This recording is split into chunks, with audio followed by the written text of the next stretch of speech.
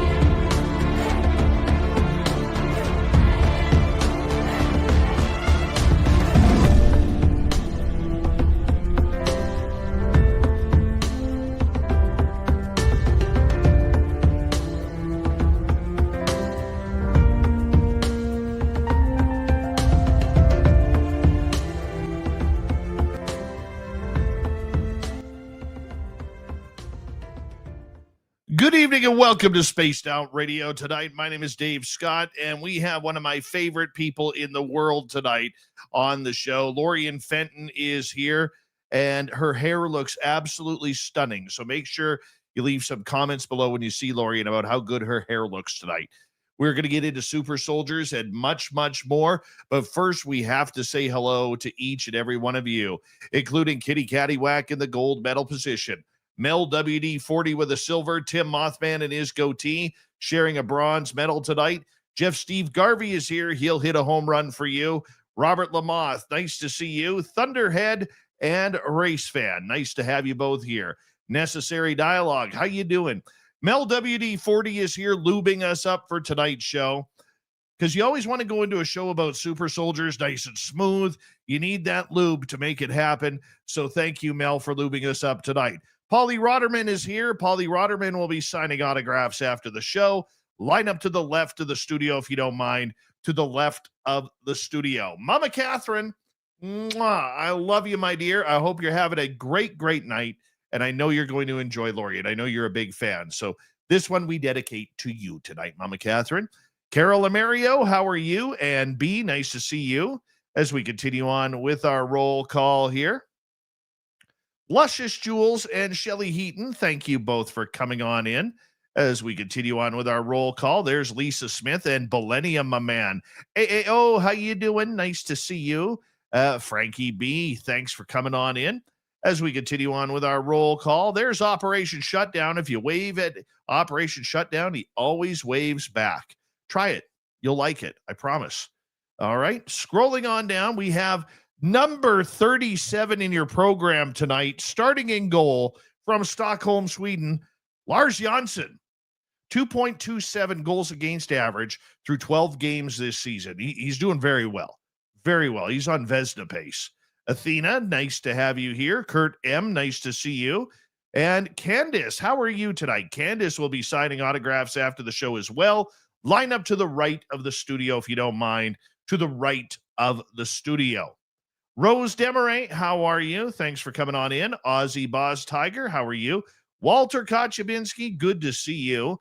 509er, 2 nights in a row. This is getting back to old school, buddy. Good to have you here. Fap Nuts, how you doing? Al Garay over on Twitch. He's under super soldier training, ran 47 miles, swam 10 miles, and then smoked 14 packs of cigarettes, all in an hour and a half. This guy's lungs are jacked tonight. Jacked.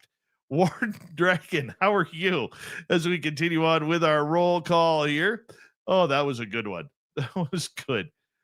Super Crazy, thanks for coming on in. And Stacy Starwatcher, welcome to SOR Chat. Hope you're having a good night and you enjoy this show. Don't forget to hit subscribe if you haven't already, please. What the hell am I saying? Julie Rios, how are you? J True Seeker, thanks for coming on in as we continue on with our roll call. And let's see, who else do we have?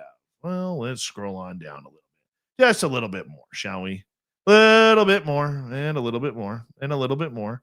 Amy WC, how you doing tonight? And let's get the radio side going.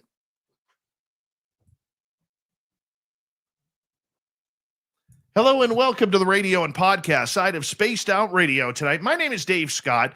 Lorien Fenton is here. We're going to talk about super soldiers, MK Ultra, Milabs, everything in the deep, dark secrets. And when she gets going, she can't stop. It's going to be filled with information tonight. Hopefully she doesn't swear. Yeah. Roger Blair, how are you? I'm Hardcore on X. How you doing? As we're in roll call right now, there's Digger Dog. How you doing? And let's see here. All right. In the studio, Signs of Life. Nice to see you both. We're caught up. Just like that, we're caught up. Guys, the super chat is open.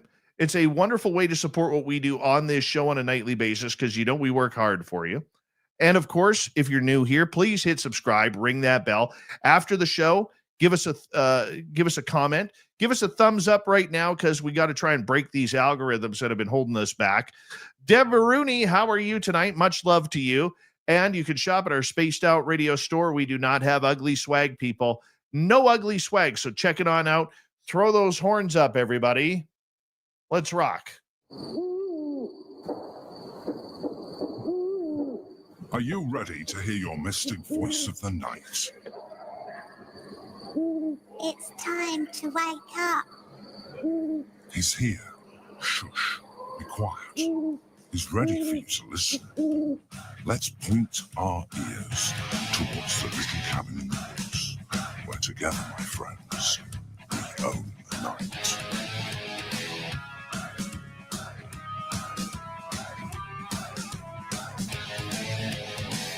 It's time for Spaced Out Radio with Dave Scott.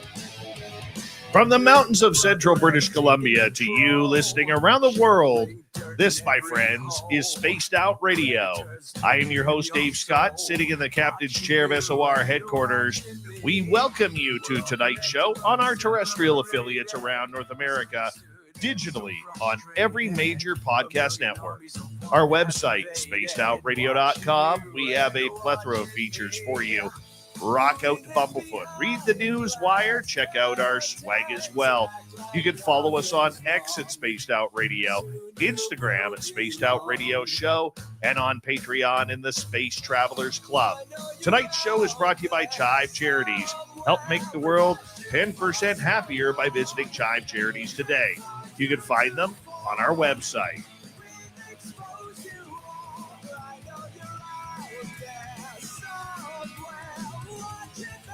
We have an amazing show for you tonight.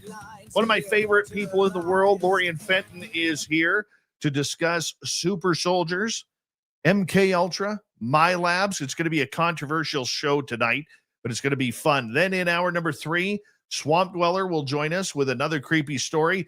Follow that up with The Wizard, the UFO report with Josh Rutledge right after that. So let's get right to it. All right. Lorien Fenton is one of the most active and influential figures in today's UFO and consciousness community. Based in Northern California, she is a radio host, event producer, and researcher dedicated to uncovering the truth about UFOs, ET contact, secret space programs, and human consciousness. Lorien hosts multiple talk shows, including the Fenton Files, and is known for her dynamic interviews with leading investigators, experiencers, and whistleblowers. Her passion for disclosure, education, and the truth has made her a familiar voice across the UFO world. As director of UFOCon Conference and CEO of the Conscious Community events, Lorien has spent years bringing top speakers together to explore advanced technology, abduction research, and the expanding reality of extraterrestrial contact. LorienFenton.com is her website. Let's check her on out here.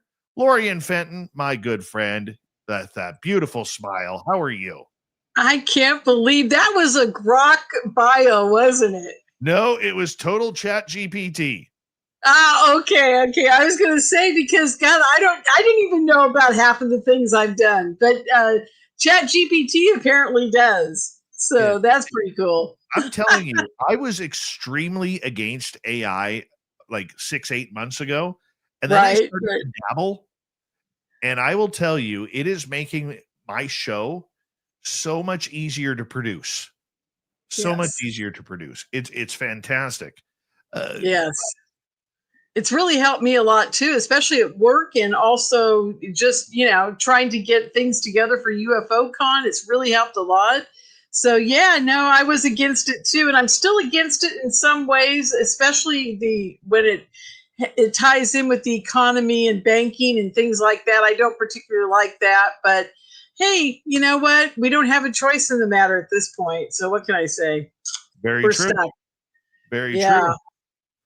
true. Comment of the night goes to Al Garay. ChatGPT doesn't have as nice a hair as Lorien Fenton. Oh, thanks, you guys. Yeah, this was a struggle as usual. It's always flying all over the place. I don't know, but thank you. I appreciate that. Yes. Yes, lots of hair comments coming on in now from our chat room on YouTube. So Oh, you guys are so kind. if you're on So the radio kind. side, you want to join in our chat room one night, just go over to YouTube and you can watch the show live. And you can also participate with these great people that we have in there each and every night. Lorien, you talk about some very controversial subjects that we're going to get into tonight, including super soldiers, secret space program, Milabs, MK Ultra. For the public who may not know what these subjects are, let's take it one by one so that way they can understand what we're talking about tonight. Let's start with the secret space program. Okay, so wow, because that right there, we could talk for 5 hours easily. Now, the secret space program, as most of you know, is an off the books program developed by contractors, not the Department of Defense, not the military contractors, not DARPA, not any of these people. Well, actually, DARPA is probably involved, but more like Northrop Grumman and Skunk Works and places like that. We're pretty sure that they are the culprits behind everything as far as the secret space program goes. And now there's a lot of developments around that, because the only way the secret space program ever came about. Oh, and before I go off on that tangent about the CIA Area 51 and everything involved with that, I want to say that we have probably developed anti-gravity as far back as 1952, I think, is when we have discovered through FOIAs and different types of documents that probably we shouldn't have gotten our hands on as researchers in the UFO community, but we've discovered that they've had some form of anti-gravity and propulsion system since 1952. Which reminds me, there's a story that very few people know about, and it's about Ralph Ring. Did you ever interview Ralph when he was alive, Dave? No. Okay, I'm going to just talk about this briefly because I think it's very important for people to understand.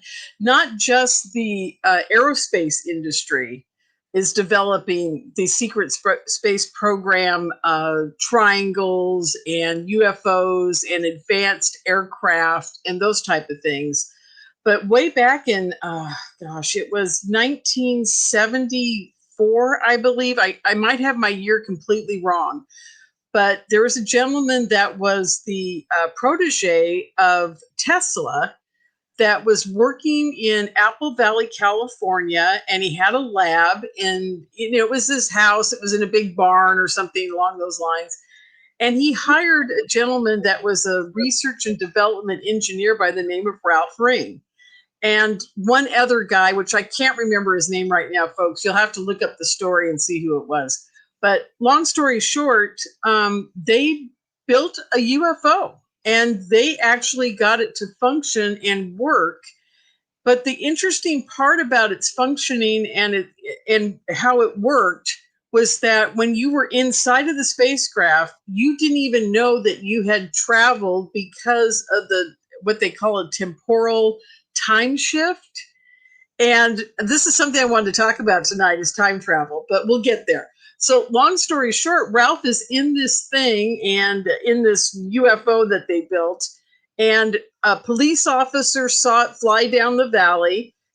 Another person saw it land. Another person saw the two of them get out. So now they've got 3 witnesses that are out on the highway that see this craft actually land Ralph got out and put rocks in his pockets.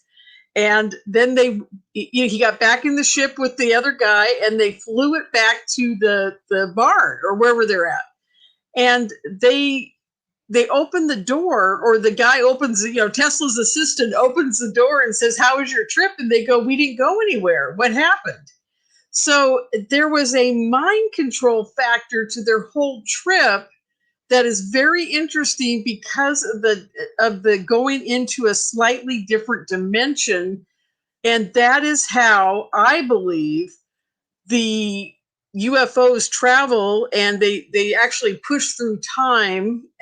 We've talked about this a lot on the show, I'm sure, that they actually push an envelope of time to get through our space at the phenomenal speeds that they do, that they're actually punching into another dimension. Anyhow, the reason I bring this all up is because after that incident happened, his lab was raided by the government, and the whole thing was shut down, and they were told that because of security issues, they weren't allowed to even develop this kind of technology.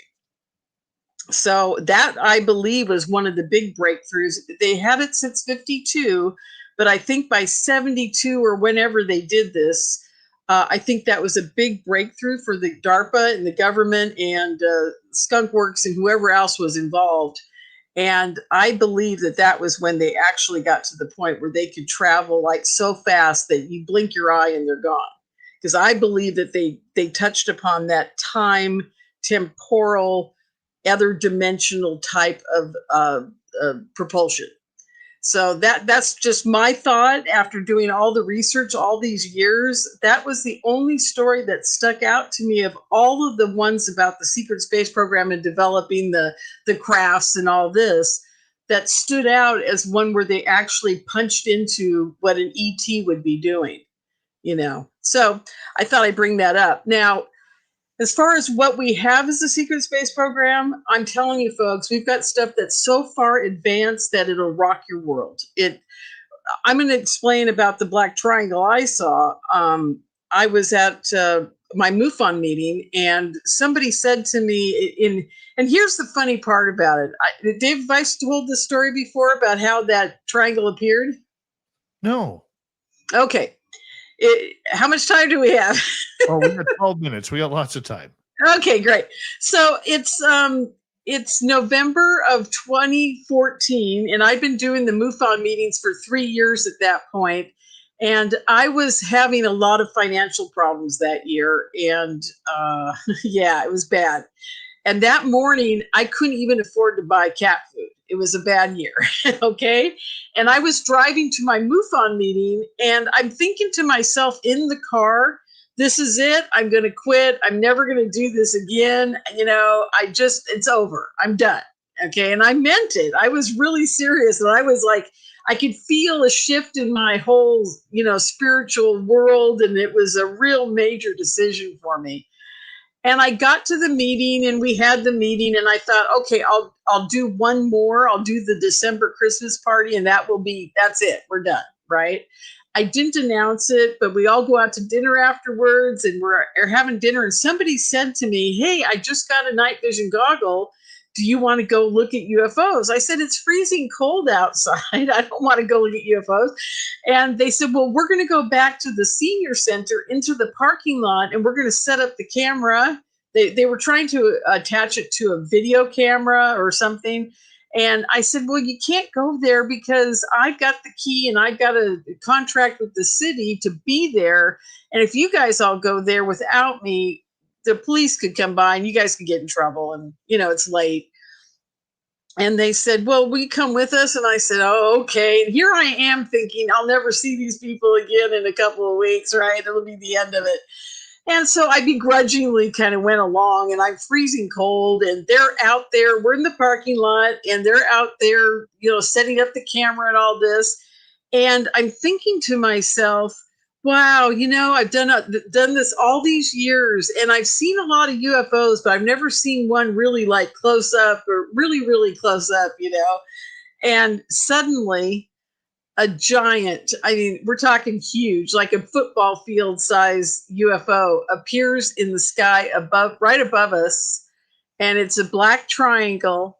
And it was wobbling. I thought it was wobbling. And it turns out, talking to scientists later, that, oh, that's the plasma field. It looks like a mirage on the road, and it looks like it's wobbling, but it's not. And it had 3 lights in the corner, and it had a big kind of orangish light in the inside. And suddenly, now at this point, I'm screaming. UFO, UFO. I'm screaming at the top of my lungs, and everybody's looking around, but they're all looking into the night vision goggle and the camera instead of right above us. They thought it was way up in the sky, but it was right there. Okay. So my friend Diane, she's standing next to me, and as I'm screaming, she looks up, but it had just turned off all of its lights.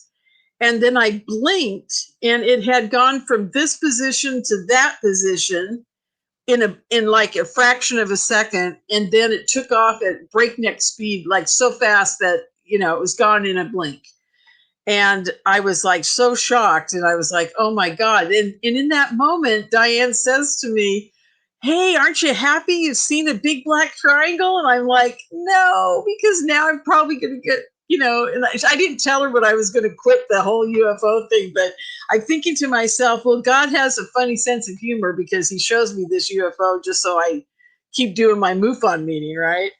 So fast forward to about 2017, I'm at an SSE conference in Las Vegas, and there's a pretty famous scientist there that I'm not going to tell you the whole story about how we connected up, but we connected up.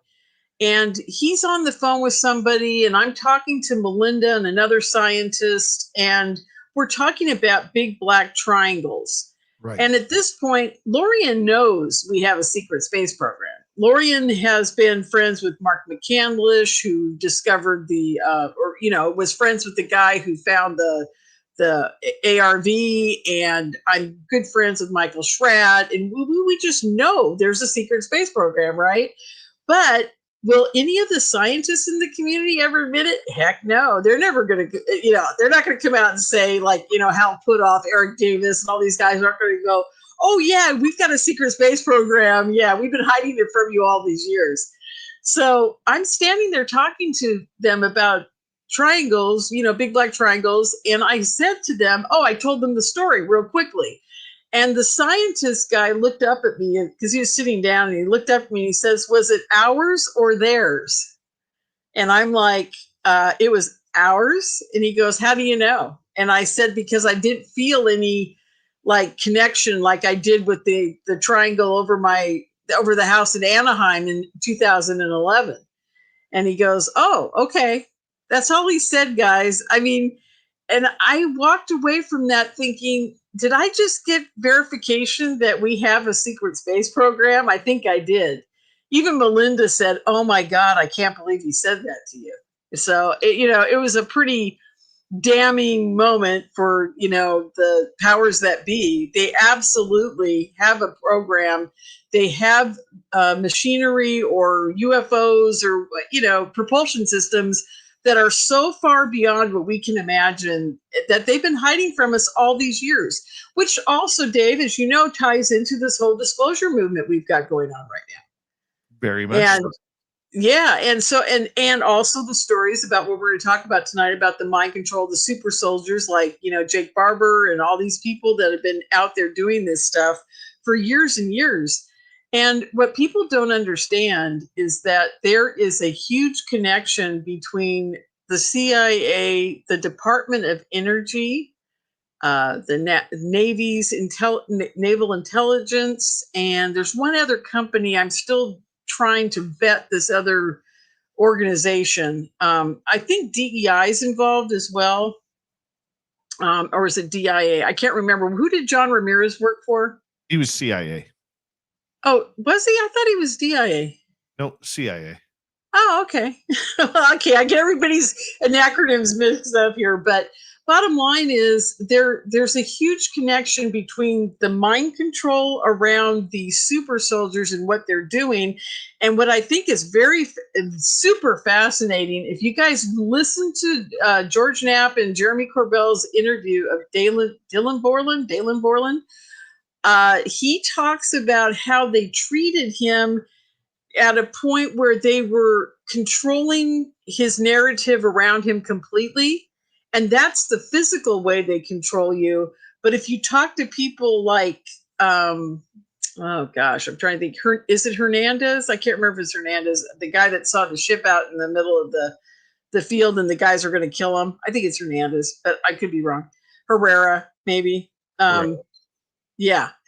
Long story short, these are the guys that when they discover that this is all real, then the mind control stuff starts happening to them. And then the torture, and then the helicopters over the house, and then we're going to kill your family. And the great part about Borland's testimony is that he's verified everything that Melinda and I and Jocelyn and all of us gals that have been working in the mind control part of the super soldier, because it's a triangle itself. The super soldiers, you just point out in one direction and it goes to mind control, and then it goes to the government doing the mind control. So you got this whole little, it's a system that they've built where if those guys talk, all I've ever heard my whole entire research time since 83 was the first time I ever heard of anybody that was involved in any kind of clandestine operations.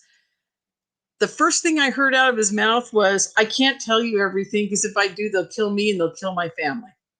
And I'm like, okay, is it that really that, is it that secretive? Is it that important that we never find out what the heck's really going on? And he says, yes, it is, because that's how they control the world. And I'm like, whoa, wait a minute.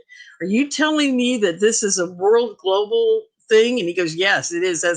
He goes, there is no nations within this. This is a total global control type of group that's running it. And I have spent the last 40 years or 35, trying to figure out who's the person at the end of the table when you get down to it. And I'm starting to wonder if it's not the IMF that's actually running the whole show. But, we always call it MJ12 or the, Majestic Group or the Cosmic 12 or 200 as Grant calls it. Or, we have all these names for it. But at the end of the day, who is it and how many factions are there? See, after listening to Boylan's testimony, I was like, okay, we've got a military faction that's out there just trying to keep those guys quiet. Then we've got the guys that are like Jake Barber that are running around, with these assets trying to talk to the ETs. That's another whole faction. And then we've got the people that are building the secret space program and possibly going off planet. That's another whole faction. And it gets wilder and wilder. But I do want to talk to you guys about Terry Lovelace. Have you interviewed him lately? I have not interviewed him lately. And okay. How can I put this? I really like Terry Lovelace. I think he's a major experiencer. I think that he is somebody who is much necessary for this community to tell his story. But like a number of others, the more I'm just a little hesitant, because not that I don't believe him, and I'm trying to word this very carefully here because I don't want to look like a jerk. Okay. But the more popular and the bigger his name became, the larger his story became. That's true. That is true. And I'm very hesitant to take that on. Do I believe his story, the initial one? Yes. I don't know if I can believe the rest, though. And I don't mean that like I said, to be rude.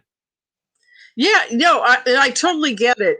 I will say that one thing, Dave, that is very interesting, and that over the years, I can tell you this: major contactees like Terry, there's always much more to the story, and they don't always know it in the beginning when they're coming out.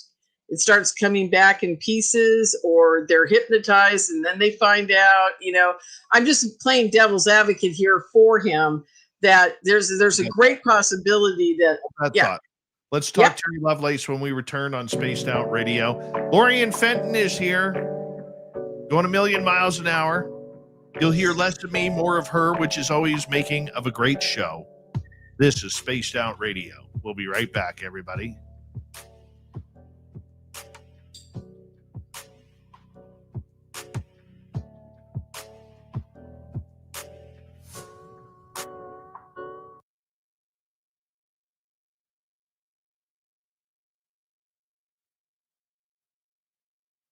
Hi, Contrary One. How you doing? Good to have you here. All right. I think I've said hello to everybody else. Yeah, like I said, I mean, I like Terry. I've had him on the show before. Yeah. And I agree, and I agree with you, okay, that the initial experience is something that when you study it more, I do know you recognize more. But he wrote a book on that experience, and that's when I had him on. And then as his story became more popular, it just started getting a lot more information, shall we say. Now, I'm not saying it didn't happen. What I'm saying is it's a little suspect, and the timing was very interesting. Okay. I agree. But I know Lou Elizondo studied his case. And, and I also know that he was gone for 8 minutes in his house. His wife was looking all over for. Well, we'll talk about this on the air. Yeah. It's an interesting case. I'm going to bring up the part about when I was having my MUFON meeting and he was with us, and my computer blew up and all kinds of crazy stuff happened. I want to talk about that because it's really important. Okay. Hi, Flat Sixer. How you doing? Down to Earth Common Sense. Nice to see you. Just Ryan, Bad Cop, Cal. Nice to have you all here. And I'll just shut up now. What are you eating? You got soup in there? No, this is my Starbucks coffee cup. I've got my Life Boost coffee in here. Oh, nice. Very nice. Chasman Taz, how are you?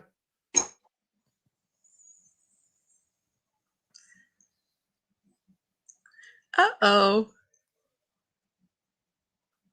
My abominable snowman's falling off my Christmas tree behind me. Uh-oh. Oh, well. I'm surprised you're actually at home tonight. Yeah, I just decided not to go to work. Well, that's nice.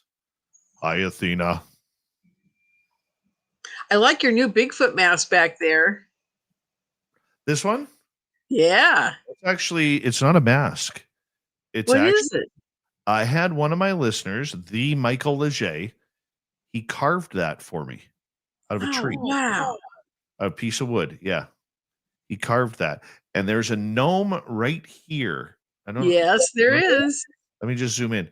And that gnome he made of me.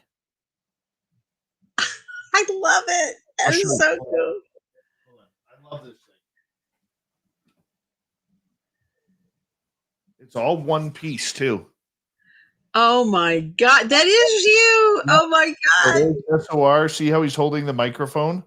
Yes, that is so cool. And the horns up. Let's rock. Oh my God. That is so amazing. Yeah. I love that. God, I wish I was that talented. Oh, me too. Me too. So I got a favor to ask you. Uh-huh.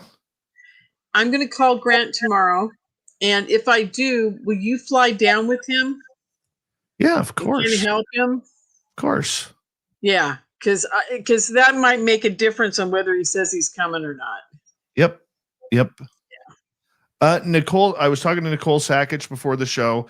She said to say that she's listening in while she's going to bed, and she loves you. And thinks the world of you. Hey, Nicole. All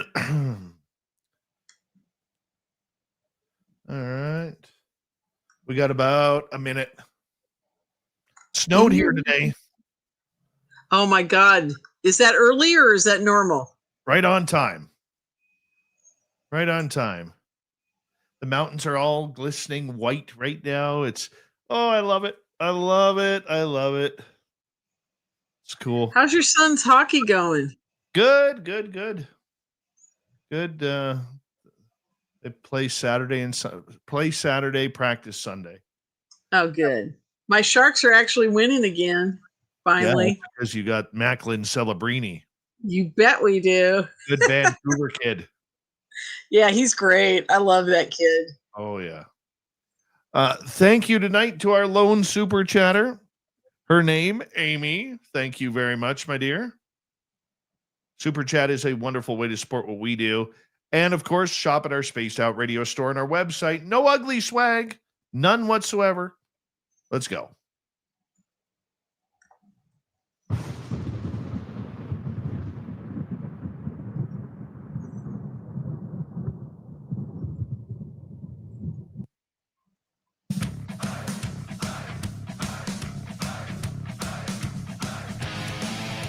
Second half hour of Spaced Out Radio is now underway.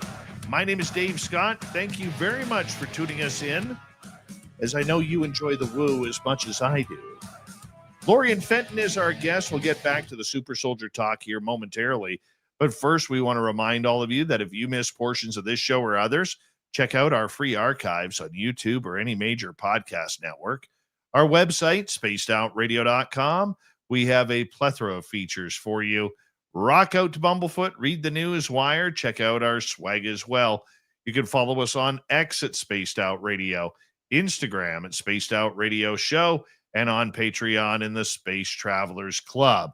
Here's Lorien Fenton, LorienFenton.com, her website, as we're getting into super soldiers and much more tonight.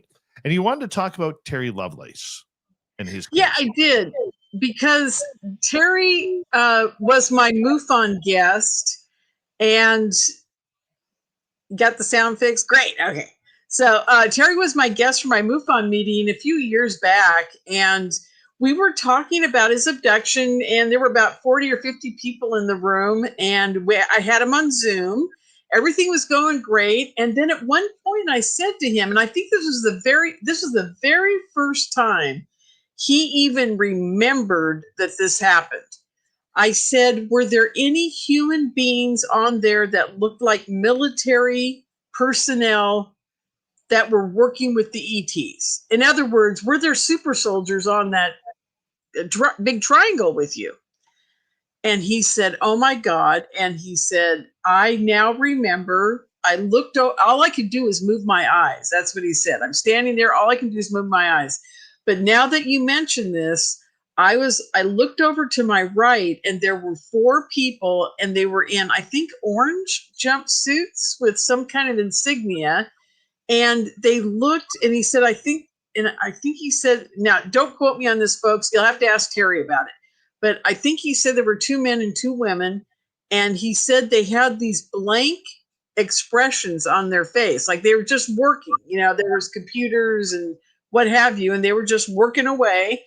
And as soon as he said that, my computer blew up, literally blew up, and it stopped working, and no more Terry Lovelace for that day. But we were near the end, so it was okay. So now that's not the real problem. The problem is I go to get my computer repaired, and I take it to this guy that I've been seeing for years and years with my computers, and he took it apart, and he said, he goes, I never seen this before. And I said, what? And he goes, come on over here and look at this. And I get him, and he gets me on a magnifying glass. He goes, by the way, when it blew up, it made a horrific sound, and it did all kinds of strange things. I mean, it was crazy. The sound was so ear piercing that everybody was covering their ears in the room. That's how bad it was. So he says, come look at this. And I look at it, you guys, and I swear to God, I'm looking at an area on a chipboard, And I've built chipboards before. I know what they're supposed to look like, and I know how they can melt down. This thing was melted in one square area, and it was a perfect square. And I looked at him and he looked at me and I said, "Is that even possible?"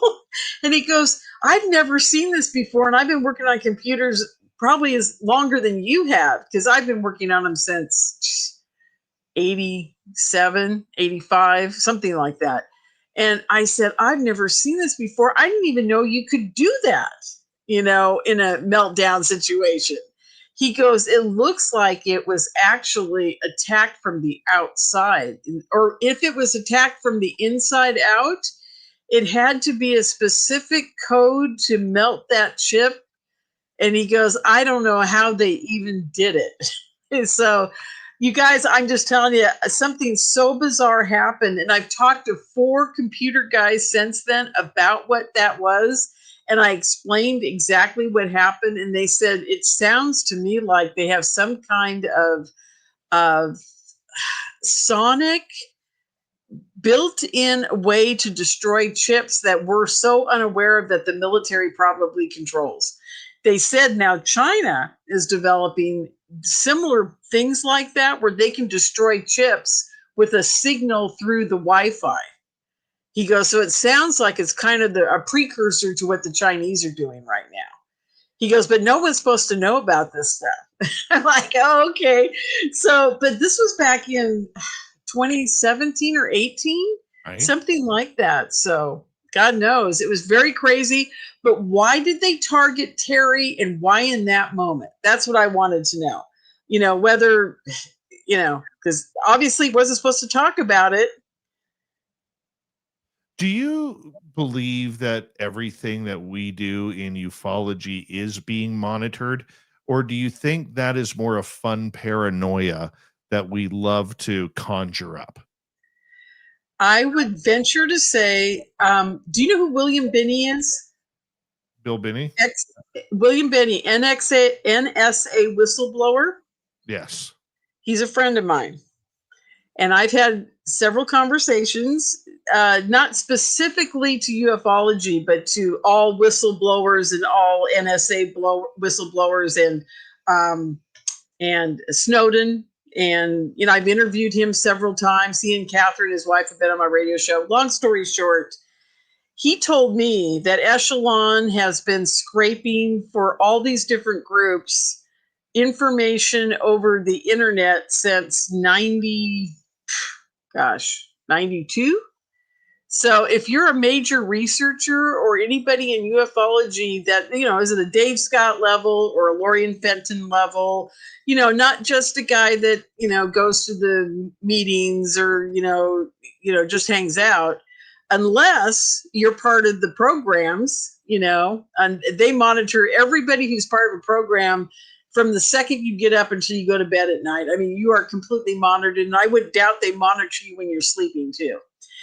Because we haven't even touched upon the implants they've got now.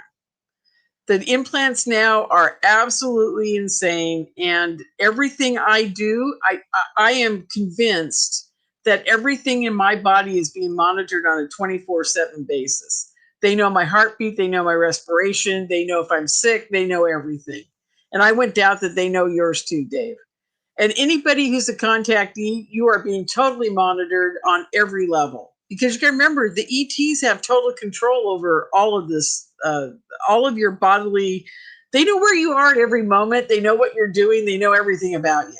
It's that simple if you've been contacted. Okay, so for regular people, is like our listeners, myself, yourself, we're regular people.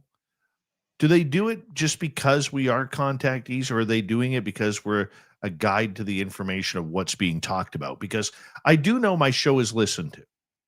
I've been told that numerous times by different people. This show is listened to. Okay, so this is where we usually thank all the agents and agencies who are coming on in and listening to us tonight. Are you gonna put your CIA hat on tonight? My NSA hat on, yes. So thank you very much. You already have the phone number, but give us a call sometime and say hello. That's all I want. You know, We love those remember, folks, guys. some of us can be bought. Some of us can be bought.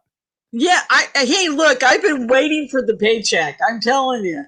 I keep saying, if you guys want to use me, go right ahead. I'd be happy to. I need a new roof on my house. Come on, it's Oh, pretty so funny. you know when I say that some of us can be bought, I've had listeners tell me I will never listen to you again if you're a Oh, you're sellout like kidding. that. Oh yeah. Oh yeah. Oh, God. It's like you don't know my humor. You Yeah. don't know my humor at all. I know full well that if they came to you and they were going to try to buy you out, you would give them the finger. I'm sure of it. Well, I wouldn't say how much. Like, Yeah, after you say how much. I will be honest with you, and I'll be honest with you. If they came up to me and said, "Dave, we want you to shut down Spaced Out Radio, and we're going to give you enough money to pay off your mortgage, pay off your debt, Oh, put your children in, or your son's college fund, so give him a scholarship, so he could become a UFO spy, right, for us in the future." I would honestly be tempted. I don't know if I would say yes, but I would be tempted. I think anybody well, would. Everybody's got a price. Just like the $1 Million Man used to say, Ted DiBiase, everybody's got a price, yeah, right? yeah, But that's if they true. came to me and said, we will give you $500,000 or $1 million, I would think about that very Well, long. I would think about that. I think anybody would, and anybody who says they wouldn't, you're a fool and a liar. exactly. I was just going to say, I've been doing this since I was 13 years old. I'm 68. So what is that? 55 years?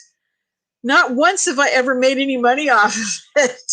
Well, here is what I am hearing, though. Here's what I am hearing about a lot of these so-called influencers on Oh, TikTok and X is that they're not being paid by the government or the agencies per se. They might be getting paid in information, but all of a sudden, their clicks are going up, which yes. draws attention to their platform or their channel making money.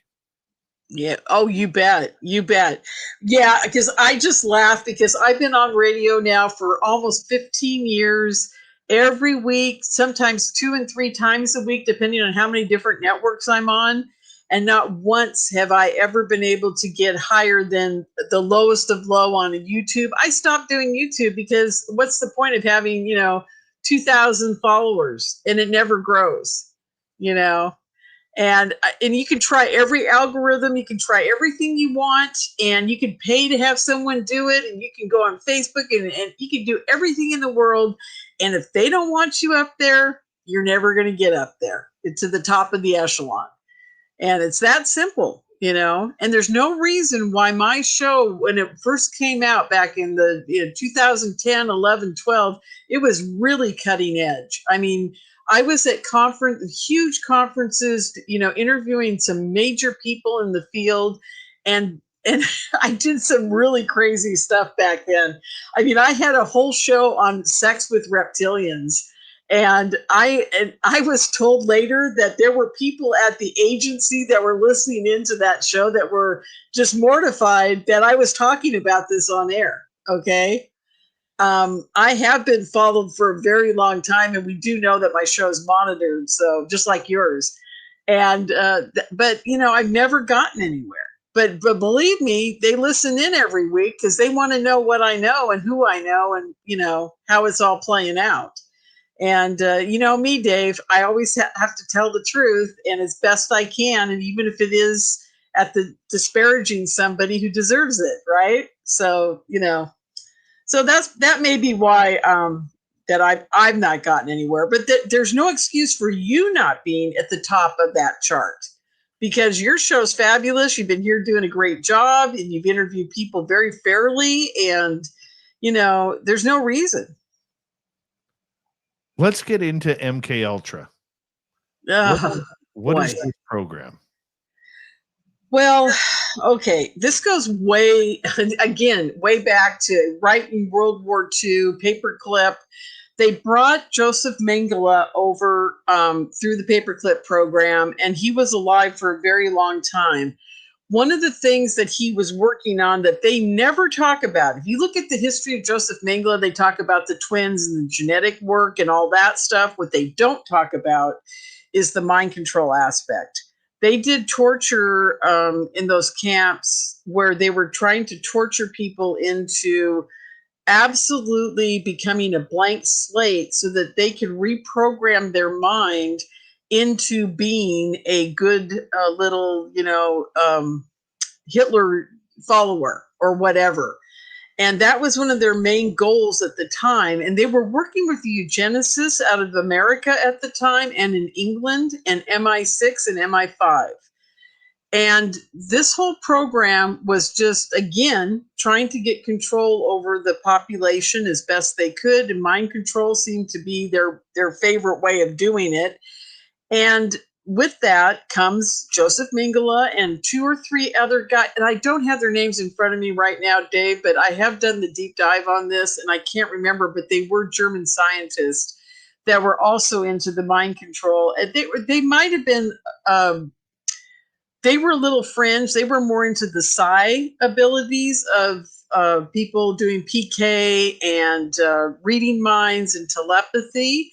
But Joseph Mengele and his 2 guys that worked with him were very much into the mind control. So long story short, it arrives here and gets full swing support from some agency. I don't know if it was DARPA. I'm not sure who. At the time that all this was going on in the late 40s and early 50s, actually, institutes like the American Cancer Institute and different places like that were cropping up, these non-governmental organizations, if you want to call them that, were starting to fund mind control because, hey, what's the best way to talk somebody into voting for you, right? Is figure out some way, like Bernays, he was doing it through advertising. They were like, oh my God, if we can mind control our soldiers, just think of what we can get them to do. That's number one, because obviously they had the big problem of the soldiers were shooting into the air instead of at people, because who wants to kill somebody? So that's part of the problem. And then the other problem they had is, how do we control people, just regular everyday Joe on the street, to do what we want them to do and vote for who we want them to vote for? And that was their basic premise back then. But it's turned into this whole thing, and that's how they're actually controlling our military and these secret space program guys that are flying around. When these people came forward recently talking about 20 and back, I have a big problem with that, because the minute I hear 20 and back, I hear that person's been mind controlled to believe something so fantastical that when he talks about it, nobody will take him seriously. And he may have been gone for 3 months and believes it's 20 years, and because they did a mind control program on him. I know so many mind control victims that have been in a situation where they're like in a sleep study, like Misha Johnston goes to sleep and 9 months later wakes up in Pocatello, Idaho, and she's been married and done all these things, and she doesn't remember any of it, but she thinks it's the next day, and it's 9 months later. So there's that. So there's all kinds of it's very complex, yet they have such control over us now through the cell phone, through the phones, through their programming, through everything that they're doing, that and so many different offshoots of mind control. Remember Robert Duncan? Do you remember Robert? Yes. Yeah, Robert was working on just that one little piece of the voice to skull communication, which was part of their mind control programs.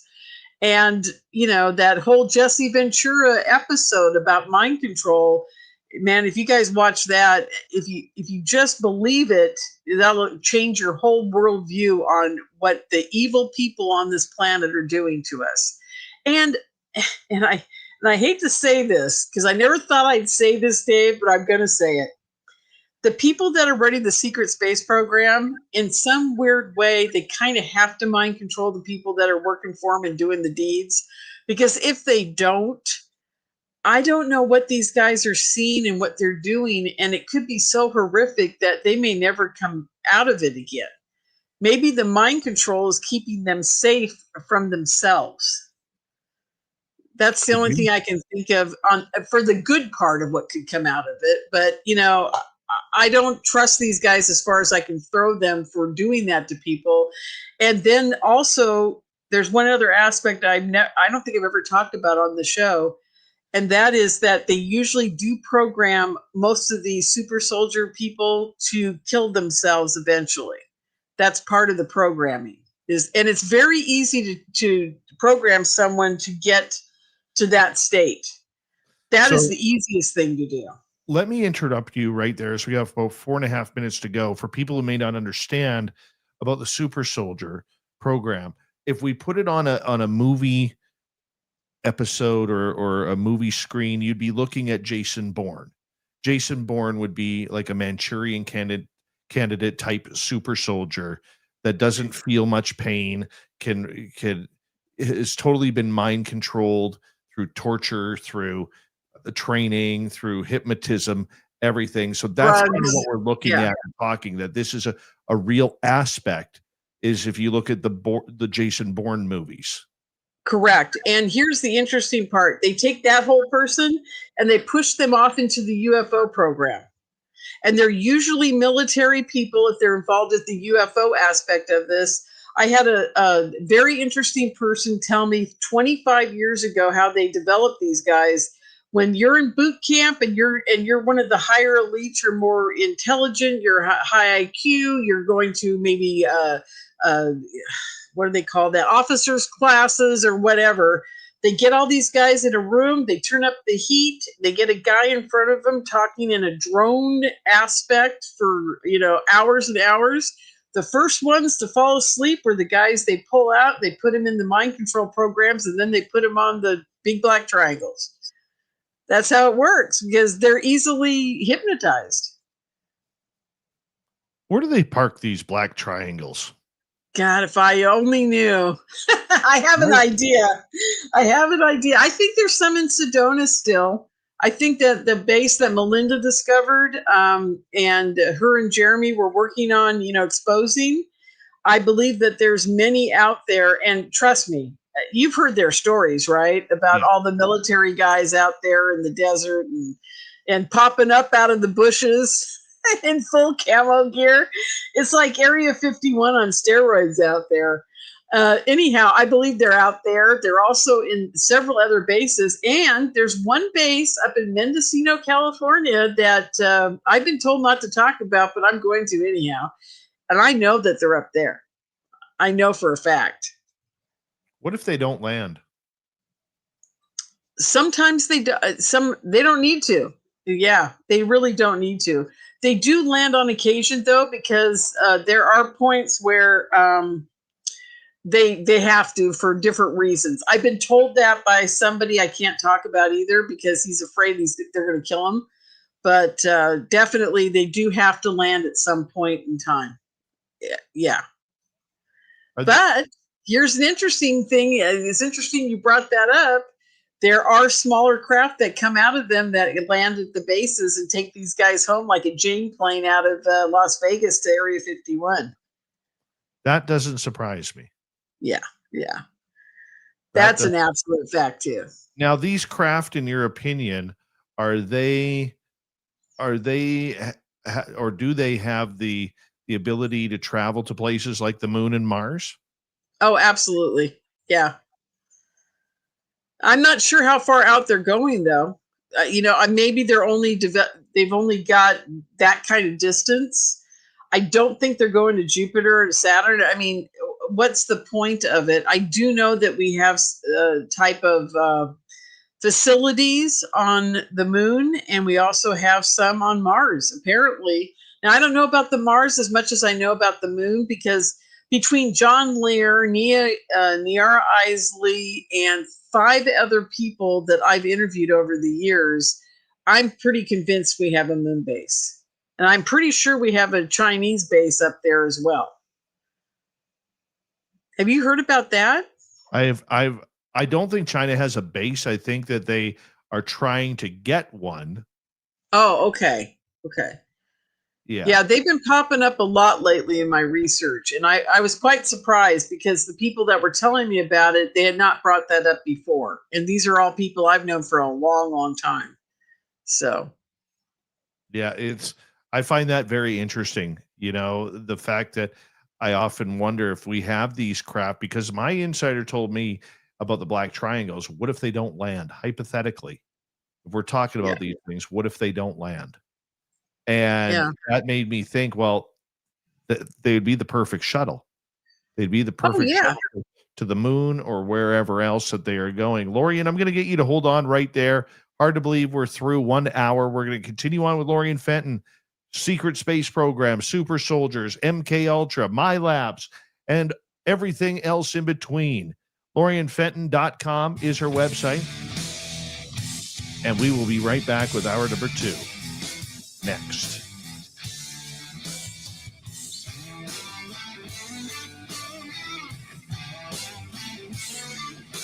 This is Spaced Out Radio with host Dave Scott.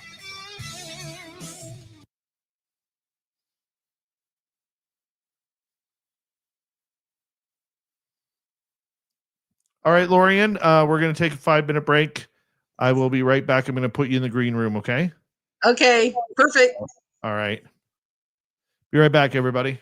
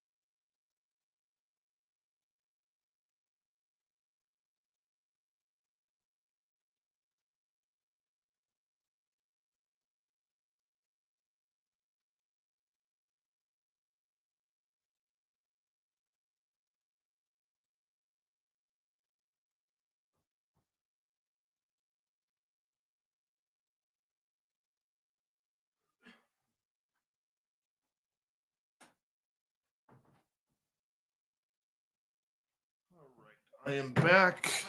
We got just over a minute to go here. Let's bring back lovely Lorien. Hello, lovely Lorien. Hey, I'm looking up Max's Cafe to see if they have a room for us. Nice.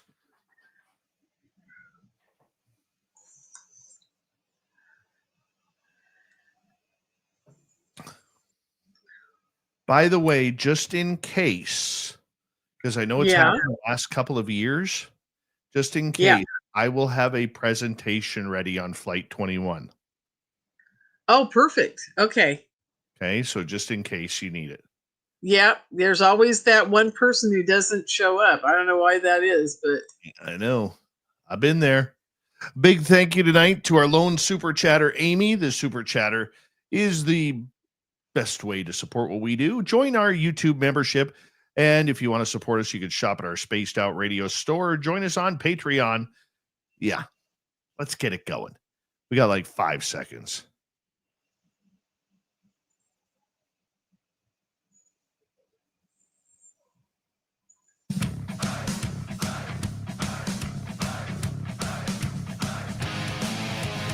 Here we go with, well, let's see here. It's hour 2 of Spaced Out Radio tonight. My name is Dave Scott. Thank you very much for joining us. Before you say goodnight, or maybe we'll put you to sleep, one of the two. Lorien Fenton is our guest tonight on the show. Thank you for joining us, Lorien. We'll bring her back here momentarily. But first, we want to say hello to everyone listening in on our terrestrial affiliates around North America, digitally on every major podcast network. Our website, spacedoutradio.com. We have a plethora of features for you. Rock out to Bumblefoot, read the news wire, check out our swag as well. You can follow us on X at Spaced Out Radio, Instagram at Spaced Out Radio Show, and on Patreon in the Space Travelers Club.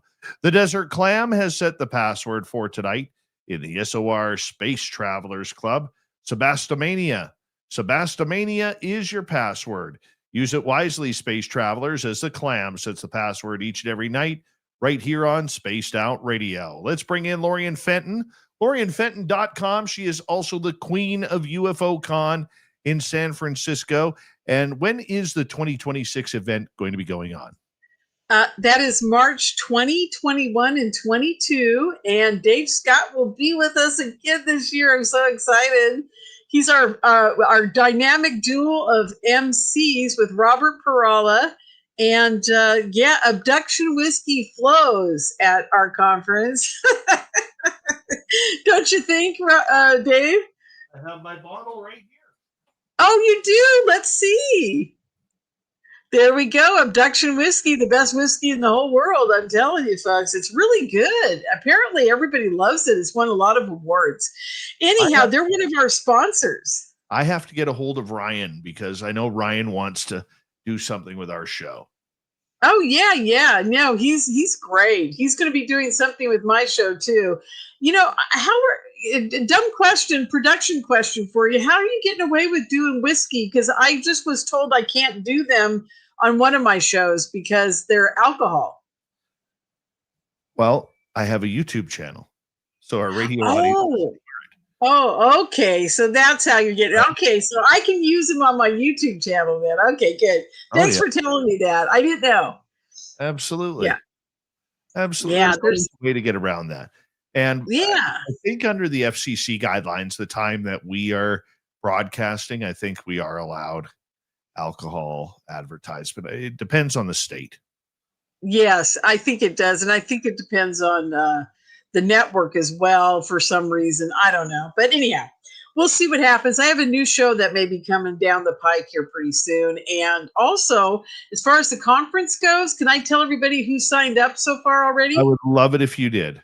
Okay, we've got Michael Schratt, Brian Wood, Courtney Marcha. Help me, David. Marchesani, is that it? With a K. It sounds like the CH is pronounced like a K. Marchesani. Oh, Marchesani. Yes. Okay, excellent. Courtney's going to be with us. Yay, Courtney. We love Courtney. I'm talking to Sarah Gam as well. And I've got Solaris Blue Raven on her technology mind control and how it relates to aliens, which is going to be so fascinating. I can't believe it. And I got to call Carl Crusher. I keep forgetting to call Carl. You need to call He'll Carl. do it. You need to get Carl in there. Carl is, you know what? Here's something I will say about Carl Crusher. He has over 3 million Facebook, or pardon me, YouTube subscribers. Really? Yes. I had no idea. Yes. But number 2, every time I have called him to ask him some advice about YouTube or just anything, Yeah. he drops everything to help me. I know. He's a wonderful man. That's why I'm so excited. I forgot to call him this today. And he's never been invited to a conference. And that's why I brought his name up to you, that you got to get this guy in. He's doing such great work in the field. Yeah, he is. I love him. He was a major force for an event that I had on my MUFON channel about his Indian friend named Kulti. Yes. Who does that book of all the mapping and stuff. It was a fascinating MUFON event. I'm telling you, Carl brought it all together because I couldn't figure out how to present him. But Carl came on and did it for us. He was really amazing. So yeah, I love Carl. So I've got to call him, and we're trying to get Grant Cameron. I can't say that he'll be there, but you guys, I'm trying, because Grant's an old friend of mine, and Dave is a good friend of his, and we just got to get Grant down there. So got to get Grant. Yes. I agree. Yeah, we'll work on it. So, and let's see, who else am I thinking? Oh, a new woman by the name of Kathy Porter. She wrote fiction about ETs.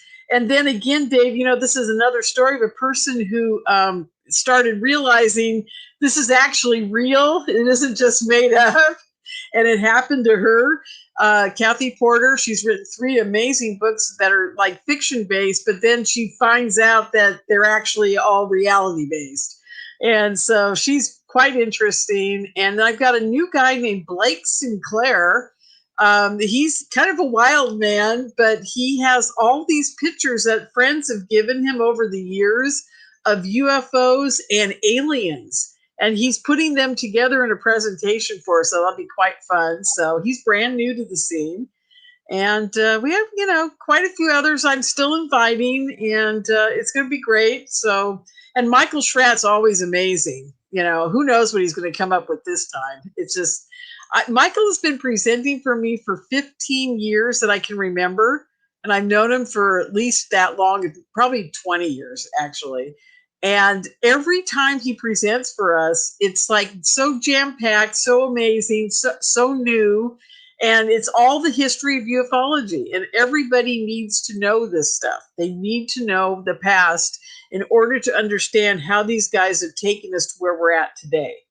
And that is exactly what Dave and I are talking about here tonight. Because in the end, when you look at all of this stuff that's going on in ufology, the whistleblowers, the people that are being used, the super soldiers, the mind control, it all ends up being the same thing that I got on my big download in 2011, Dave.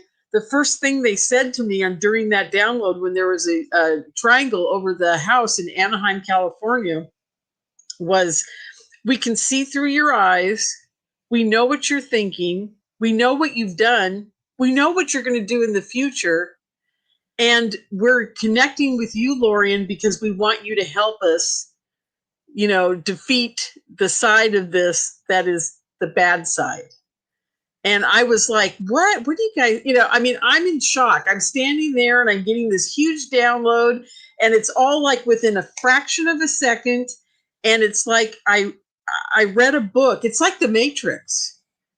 Don't you find it to be that way, Dave, when you're dealing with them? It's like I learned a whole new language in a fraction of a second. It's like I understood their whole agenda, what they're doing, why they're doing it, and suddenly I'm on the front lines of ufology. Up until that point, I'd studied it. I'd kind of been skirting it. I was like interviewing people, doing things. I was involved in it. But then it became, after that night, it became my mission. It's like I was indoctrinated. Something clicked in me, and now I just go out there and I battle every day for all of us to get to the truth. And that's all that matters, you know? Love it. Where can people get tickets for UFOCon 2026? Oh, I built a new website this year, you guys. It's CA for California, caufocon.com instead of UFOCon in the year, because I was having trouble with the SEO, or a lot of trouble with the SEO, because it kept changing every year. So we're gonna put everything in sub websites underneath caufocon.com.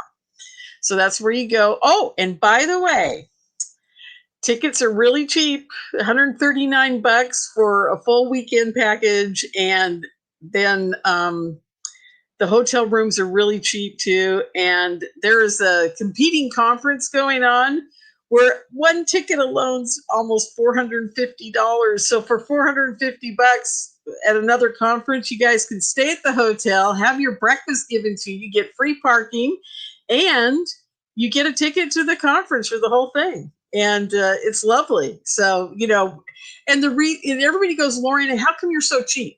And I go, because we're a nonprofit. We're not out here to make a living. This isn't what we do to make a living. We do this for you guys. It's a labor of love. Robert Perala, Don Kane, Joanne Richards, all the people involved in my board, they all come together. They all try to give as much money as they can. I give as much money as I can. We all put this together so you guys can afford to be there and learn from people that you've never heard before. Because you can go to all the other conferences, but guess what? They're the same people you've been watching at every conference for the last 15 years, right? So why not come to ours, make it a really affordable, fun event for you, and get to meet new people and even talk to the older people that have been around for a long time that are giving you brand new presentations, and get to know these people. Because Dave, as you know, people that speak at my conference are really good people in the community. They're not the people that have the egos or the, you know, it's not about them. It's about them wanting to meet you guys too. Absolutely. And yeah, and it's a small enough conference that you get to go out to lunch with them if you want, hang out, go drinking with them if you want. You know, it's really a nice boutique conference, I call it. I love it. Yeah. One of my favorite events. Really is. Well, we've got Taco Bell down the street, so we're good. We do. Unless your Uber driver gets lost. Yeah.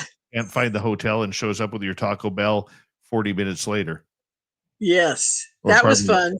2 hours later, pardon me. Oh man, that was good Taco Bell when it got here, even when it was cold. Let's get into Milabs. What are Milabs? Okay.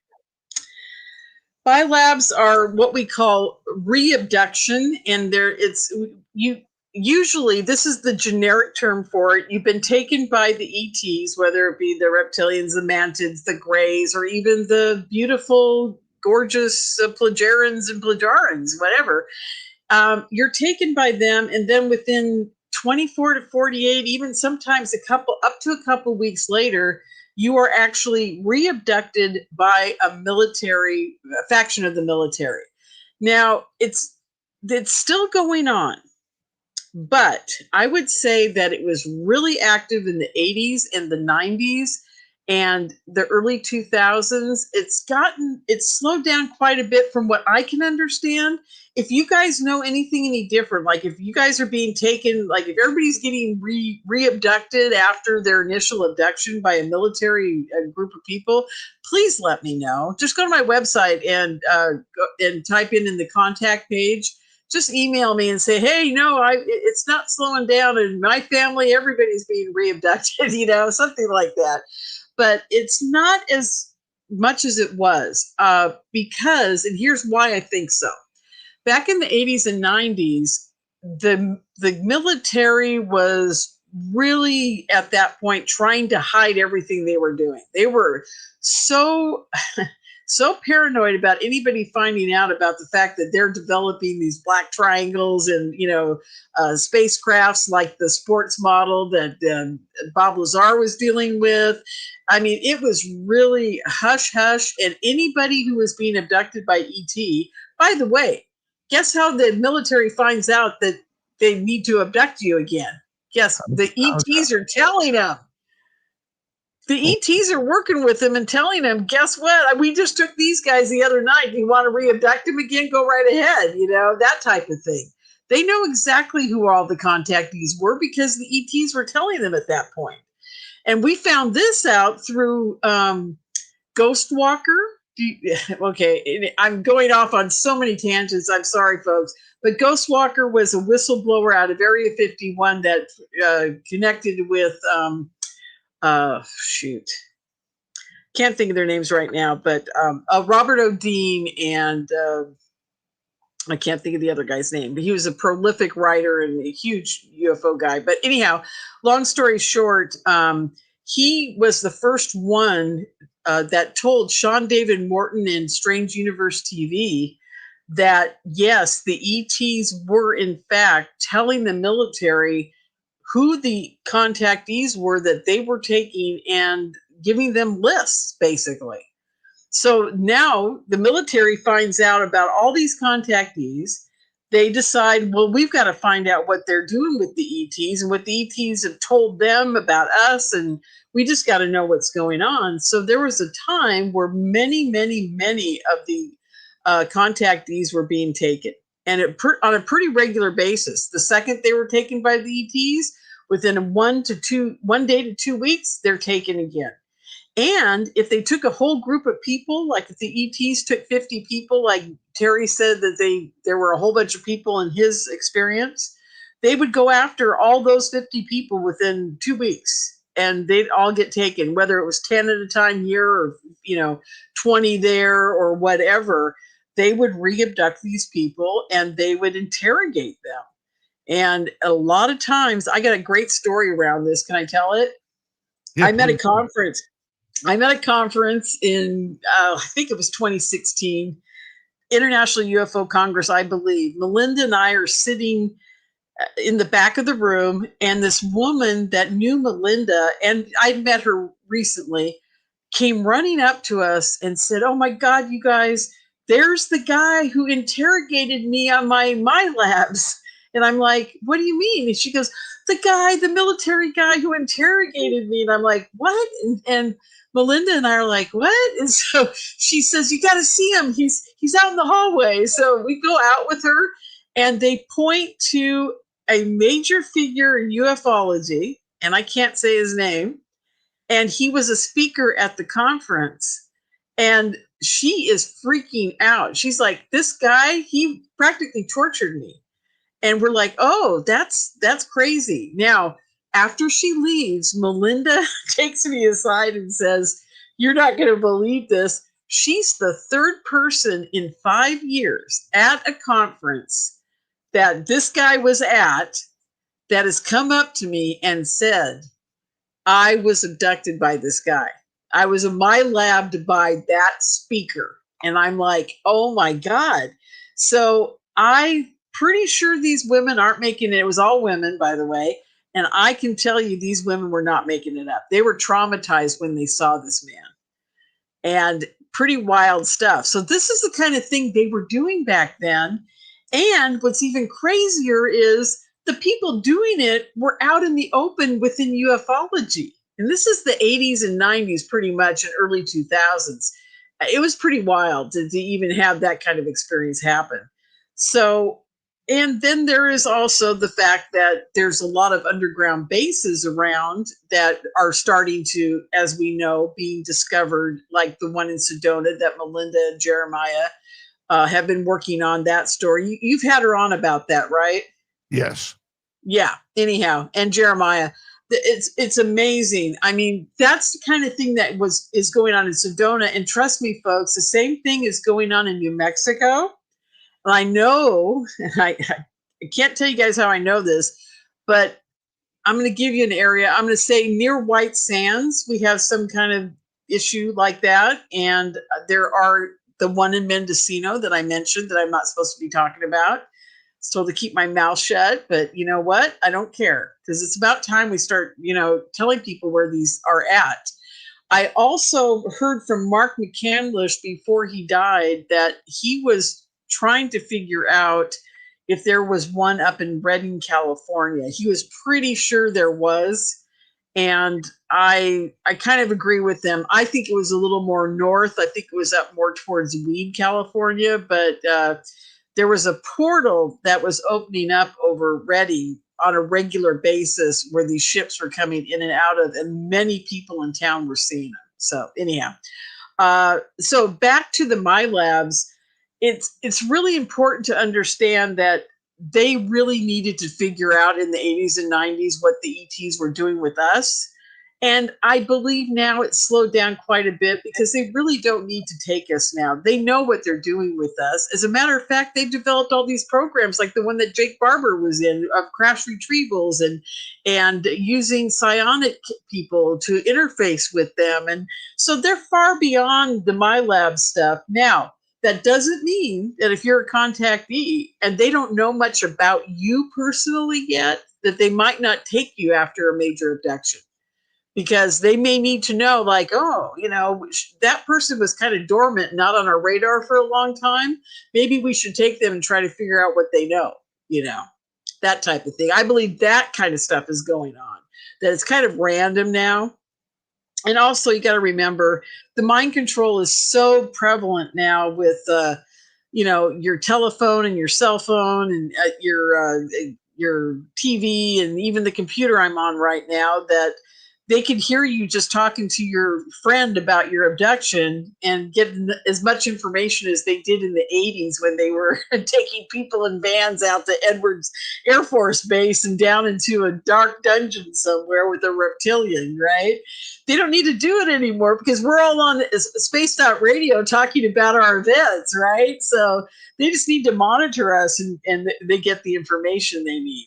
I think they're way beyond the MyLabs in the classic sense now. I think they're doing MyLabs as recon on how far we as a community of contactees have come to discover what they're actually doing, like i.e. Jake Barber, i.e. Dylan Borland, i.e. Grush, I think that they've got us in a big database and they're just following whether we know anything or not and how far we've advanced this. Because here's one last thought on that, Dave. As far as the MyLabs go, they don't have to do it anymore after disclosure happens because what's the point, right? So they want to know how far we are at disclosing all the dark things that they've been doing all these years that they don't want us to know about. So that would be the only reason they take us, Where is all this taking place? We got about a minute to go. Where is all this taking place? Is it at the Pentagon? Is it behind the scenes with private contractors? Where is this going on? You mean where is the command center of the dark side of ufology? Yes. Is that what you're asking? Yes. Yeah. Okay. Well, again, I think it's very much in the hands of contractors when it comes to the UFOs themselves, the actual UFOs. When it comes to the MyLabs, the underground bases, the working with the ETs, I believe that it is by an international global organization that is even above Trump and Charmer and, everybody involved, and they all have to answer to that group. I don't know what group it is. We used to call it MJ12 or the Cosmic 200, like Grant calls them, but there is a very deep organization that with money that you guys can't even imagine running this show. Is it bigger than the Bilderbergers or the? Oh yeah. Yeah. When we come back, I'll tell you a quick story about the Bilderbergers and the IMF that I know. Well, we can definitely do that because we have Lorien Fenton for another 30 minutes. If you want to know where UFO Con is, it's in San Francisco, California. It's May 20th to 22nd. Or pardon me, March 20th to 22nd. So make sure you are there. caufocon.com is the website. Lorien's website is lorienfenton.com. We have Lorien for another half hour. We're going to get into time travel as well.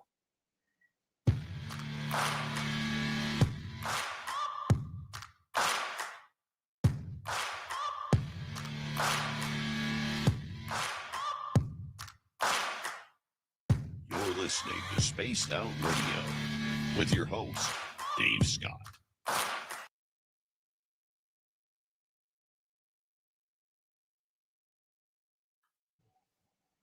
All right, we're clear. Just like that. We're clear. Cool. Okay. Yeah. So I can't find Carl Crusher's phone number. I thought it was in my phone, but I don't know where I put it. So do you mind texting it to me? Yeah. Oh, his last name is really Andreasen, isn't it? Yeah. Maybe that's why I can't find it. Hold on, I'm sending it to you right now. Okay. Carl. Oh, that's weird. Yeah, he's not in here. I don't know what happened.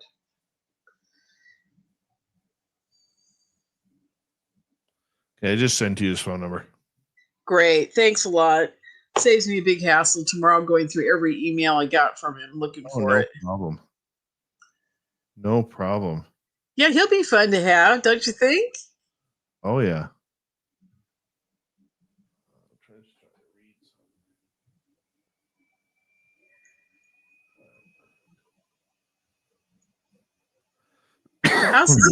How's the Space Travelers Club on Patreon going? Patreon, I find, is a waste of time. Oh, okay. But then again, everything, like all of these, I shouldn't call it a waste of time. That is actually wrong.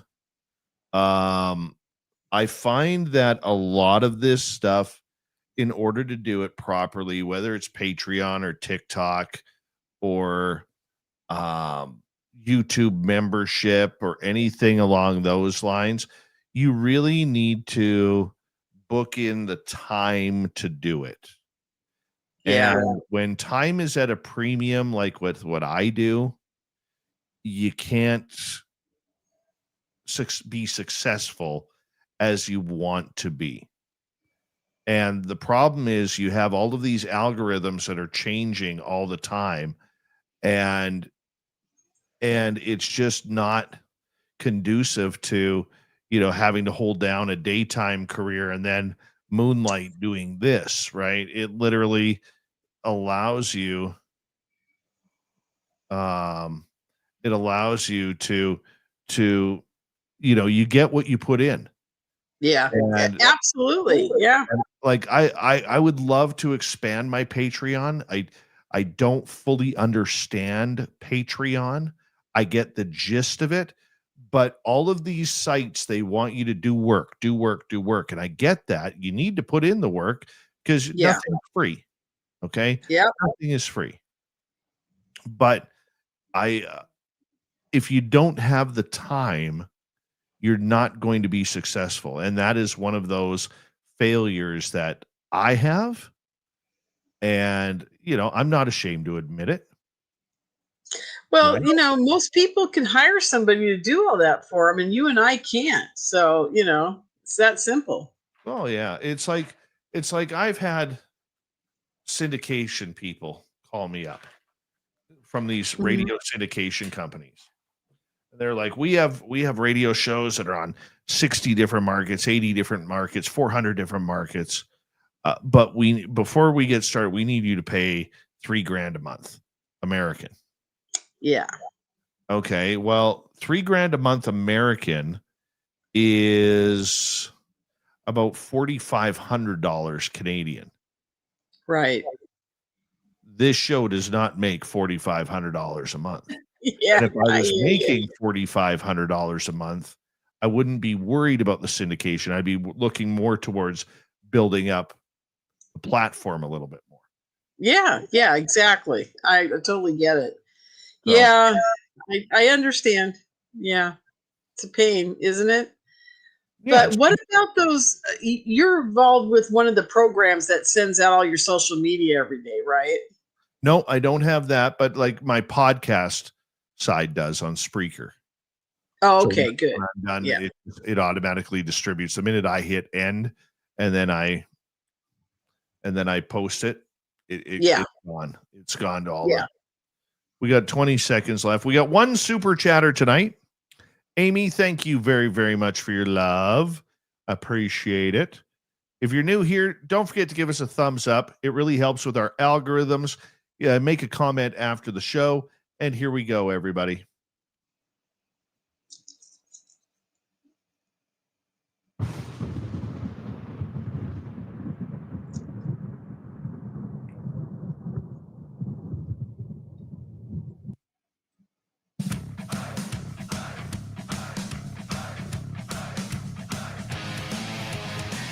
Here comes the second half of Spaced Out Radio tonight. Good to have you with us. My name is Dave Scott. We greatly appreciate you tuning us on in wherever you are on this beautiful planet we call Earth. Hey, we want to remind all of you before we bring Lorien Fenton back on that if you've missed portions of this show or others, you can check out our free archives on YouTube or any major podcast network. Our website, spacedoutradio.com. We have a plethora of features for you. Rock out to Bumblefoot, read the news wire, check out our swag as well. You can follow us on X at Spaced Out Radio, Instagram at Spaced Out Radio Show, and on Patreon in the Space Travelers Club. All right, here we go. Lorien Fenton, the head of UFO Con 2026 in California, San Francisco, caufocon.com. Her personal website is lorienfenton.com. Lorien, thank you for being here. Oh, thanks, Dave. What were we talking about? Now I can't even remember. My God. I just want to get into time travel. Oh, okay. You guys, I got to ask everybody to do me a big favor. I've lost Marshall Barnes. I believe that Marshall has time traveled away and I can't find him anymore. Just quick story. Marshall Barnes is my favorite time travel guy. He's been building a time machine. And about 3 weeks ago, I had a bunch of things come up, and Marshall and I talk every Monday night at 10 o'clock. Okay. And that's been going on for 5, 6, 7, 8 years now. And we just chit chat every Monday night about time travel, about how I'm going to go back to 1972 and get a farm and never come back here again. And he says the same thing, but he wanted to go back to 82. Anyhow, long story short, about 3 weeks ago, I had a whole bunch of Mondays I couldn't talk to him. And then suddenly he stopped calling me. And I've been trying to reach his family. I've been trying to reach all of his friends. And I can't find him, and nobody knows where he went and what happened. And so I think Marshall Barnes has actually time traveled away on us. I'm kind of concerned he left me here. I was hoping I could escape too. So if anybody knows Marshall Barnes out there in the world and can get a hold of him, tell him to call me. Tell him I'm missing him. So so crazy time. We can totally do that. That's awesome. Yeah, I'm worried about him too. Also, he could be sick. He could be not with us anymore in another way. So I don't know. But anyhow, so I'm putting out the call for anybody who knows Marshall Barnes to have him call me. So there you are. As far as time travel goes, go ahead. You were going to make a comment about the Bilderberg Group or the Rothschild. Oh, right. This is a really long story, but I'm going to put it in a nutshell. My sister married into a family that I can't talk about, but long story short, one of them was at the wedding, and he is a banker, and he is from Europe, and he told me, and I think I've mentioned this several times over the years about this encounter.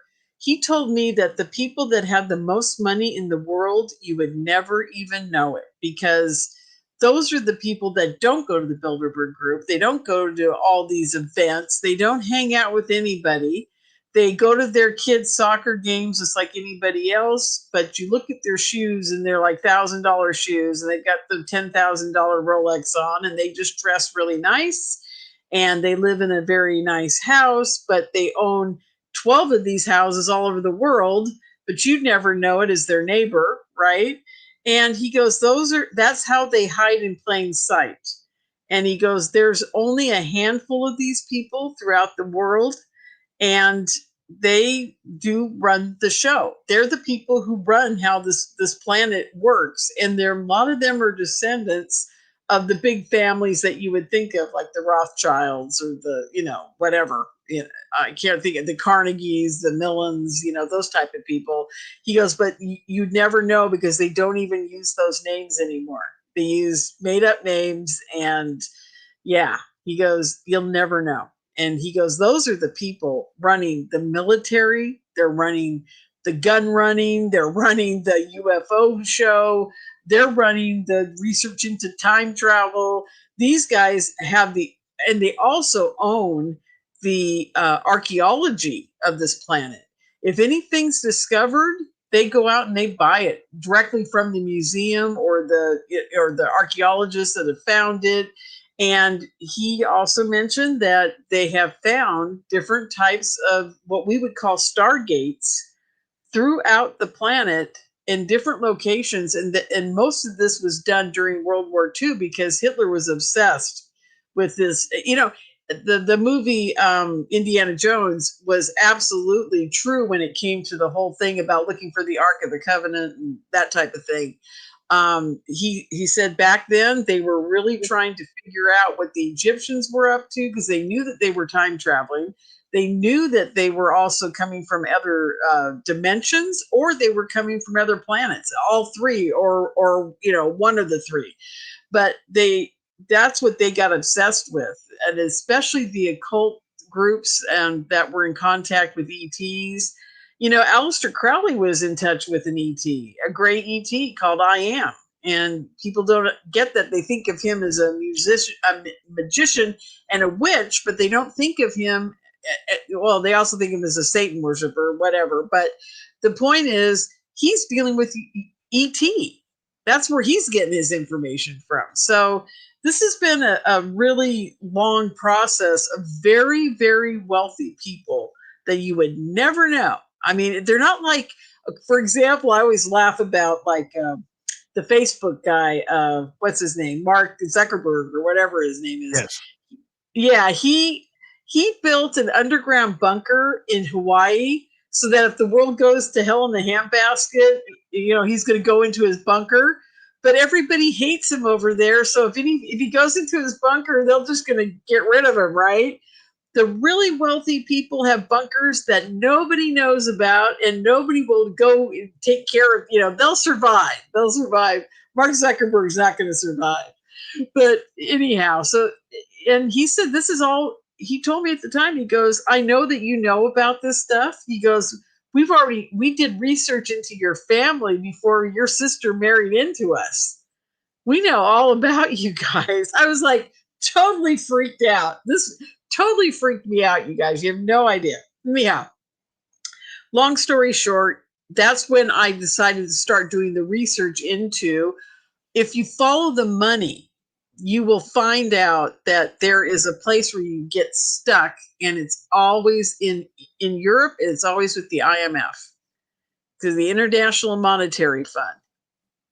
That's where I think all the money's coming from to support the ufology and all of its research and all the developments. And guess what? I think they own the black triangles. How many of these black triangles do you think are out there? Oh, God. I don't think there's like thousands of them. My guess is there's probably 200 on the planet, maybe 500 at tops. I remember they've been building them for a long time. And I doubt that they break down very quickly. They probably keep going because the ETs keep them going for us. And here's the other part of this equation that everybody forgets about. David Adair's story, right? Whether you believe it or not, I do, because that ship that he touched in that hangar back out at Area 51, when he touched it, its consciousness downloaded into him. And the machine started dying at that point. It became mechanical at that point. It lost its organic compounds. And David has always said, we got to remember the ET ships are a piece of organic material, and they have consciousness built in. And you remember my story about, I think it's Ed Fouché or one of the other scientists that were out at Area 51, where he went down to South America and the ET met him there, and they took he saw was like a silver loaf of bread, and the ET thought it into being a ship. Do you remember that story? I do remember that story, yes. Yeah, it's very interesting because everybody forgets about that story, but I think that's one of the most important stories in ufology that we've ever uncovered. Because what it did is and when he told Ed Fouché, or the scientist that told Ed, I don't remember the story totally, but basically that little loaf of silver metal or organic material or whatever it was had consciousness and could become any shape or form the ETs thought it into. That's why I believe when Terry Lovelace walks onto that ship, it doesn't look like it's as big as on the outside as it is when you're inside of it. When he got inside, it had like a hangar going on for, half miles. And when he got on it, it's only half a football field, big, right? So you're actually walking into another dimension that's being encompassed by organic material that is part of the consciousness of what you're seeing on the ship. It becomes part of you, and it becomes part of the ETs. And people just, that goes out of everybody's thought process when they start thinking about UFOs. For some reason, we always, as human beings, think of UFOs as cars. That they're, or a fighter jet, or they're mechanical, they're built, and they function because we make them function, not because our consciousness is connected to them. And that we might not even be in a ship. It might be totally the aliens and the organic material there that is making you believe that you're in a ship. Who knows? So I think that's one of the key things about the whole UFO, programs, and also the super soldiers and the mind control. I think they're all the key to understanding what's going on. And Dave, I got to say, I wonder sometimes if the United States government and all the people running this whole show just think that we can't handle the real truth. Maybe that's why they're hiding it from us. And you know what? My theory on that, before we get to time travel, is I think there is, and I'm not a religious guy when I say this, okay, but I think there is a real, true religious, not church religious, but a true religious connotation to this that scares the living hell out of these people who've been duping humanity for so long. And they are afraid that if that ever came out, that there would be a lot of, pun intended, hell to pay. Yeah, I absolutely agree with you, because now, as you know, every contactee that I've been in touch with for like 5, 10, 15, 20, 30, 40 years, some of them, in the end, as we all get older, one of the things that we all are very certain of is that the source exists, and some of the ETs are working for the source and some are not. Right. And yeah, and it's very simple. And every one of my friends, it's been a long-term, like Melinda and Niara and Misha and, Jacqueline, everybody I know, all the men too, they have all said to me, you were right. This all really comes down to mind control and God. That's the bottom line here. When you start thinking about it, really, it's like your relationship with God is very important to the ETs as well. It's very complex, but also very simple. I mean, when we die, we're going to get the answer to everything. Absolutely. So absolutely. Yeah. So, let's get to time travel here. We got 10 minutes left. Yeah. I'm sorry I got off on a tangent there, but so time travel, it's part of the whole ufology. It's part of the whole thing. And like I was saying, it's part of the ship. I believe it's part of how they function to get us, into it. Oh my God. Okay. Let's talk about the guy who sitting on the couch, he gets abducted and then he gets put back on. He went to get a glass of iced tea. Who was that? That was one of your guys, right? He went to get a glass of iced tea, and then he sees himself when he gets put back on the couch coming around the corner with the iced tea. No, I've never heard this story. Tell me that Oh story. my God. It's wild, but he isn't the only one. There's like, I've heard probably 80 stories like this where they're in the car, they're driving. Dr. Turi's story. He's on the I-5 in Anaheim going to an event for his wife. The next thing they know, it's only 15 minutes later and they're 200 miles north of where they're supposed to be. And only 15 minutes has gone by, as according to their clock, but the drive would have taken 2 hours or more. So they were put back in a different place and in a shortened amount of time. And that's just one of the examples. And the one I was just talking about, the guy's on the couch and he says, I'm going to go get a glass of iced tea. He walks into the kitchen and then he walks back into the living room and the ETs are standing there and they take him away. Well, when he comes back and he's put on the couch, he sees himself coming out of the kitchen with the iced tea, and then he fades into nothing because he's brought back before he went to get the iced tea. So, I mean, it's a wild concept. And, Marshall and I, for years, on every Monday night, we sit around and talk about these stories because they're, besides the fact that they're fascinating, he's trying to figure out what it is that they're actually doing to accidentally put us in the wrong time thing. He thinks the ETs are just, being stupid. they're just being like, they don't understand time as we live it.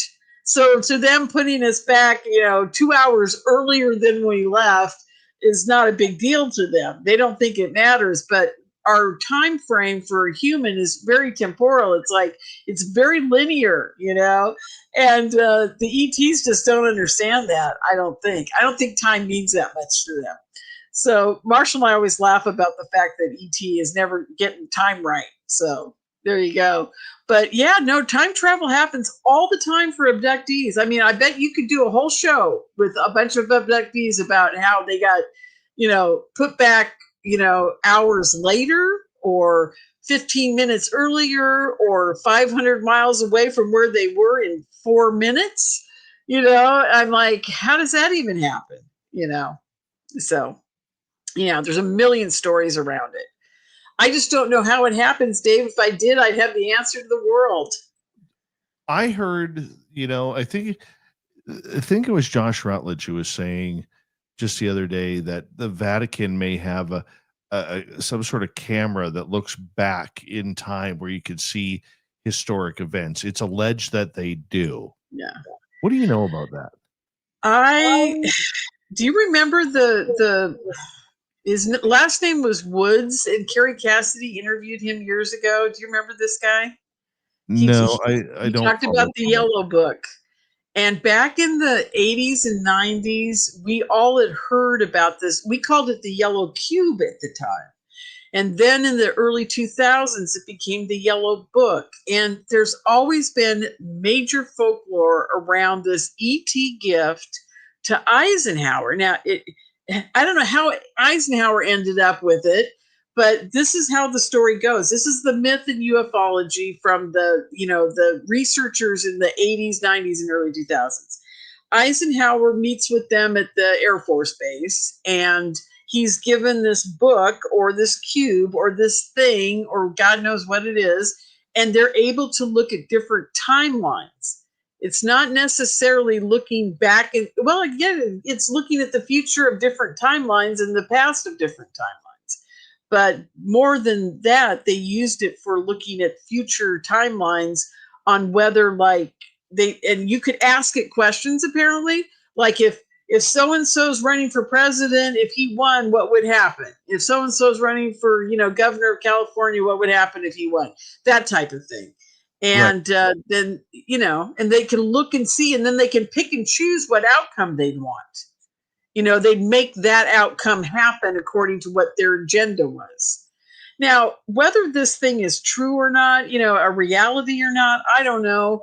But there has been so much myth around it for 40 years that I can remember. There's got to be something out there that does this. Now, it could be that they have a just that they tap into ET, and ET's giving them the answers about the future. And I got to say, this has a lot to do with remote viewing too. Remote viewing programs, they were probably, I don't know how to say this. I believe the remote viewing programs were initially started because they had an ET problem. I don't think it was a Russia problem. I think that I'm sure they found out Russia was doing it too. The whole psi-ability thing and the whole remote viewing thing. Yes, of course they were doing it, but I think the ET problem was the real problem, and I think they developed remote viewing so that they can communicate with ET. And that I believe that that's where the program really went. And now eventually, I believe there were big offshoots because they realized there were military capabilities that they weren't, using when the whole thing started with the ET program. But you remember, is either McMonagle or one of them found that Russian sub base doing remote viewing. Right. And so they were like, oh my God, you can see, we can see what the Russians are doing. So that became a military application of it, as it did with General Stubblebine and his group. But I think SRI, this is just my gut feeling. I've never been able to get it out of Russell Targ or anybody yet.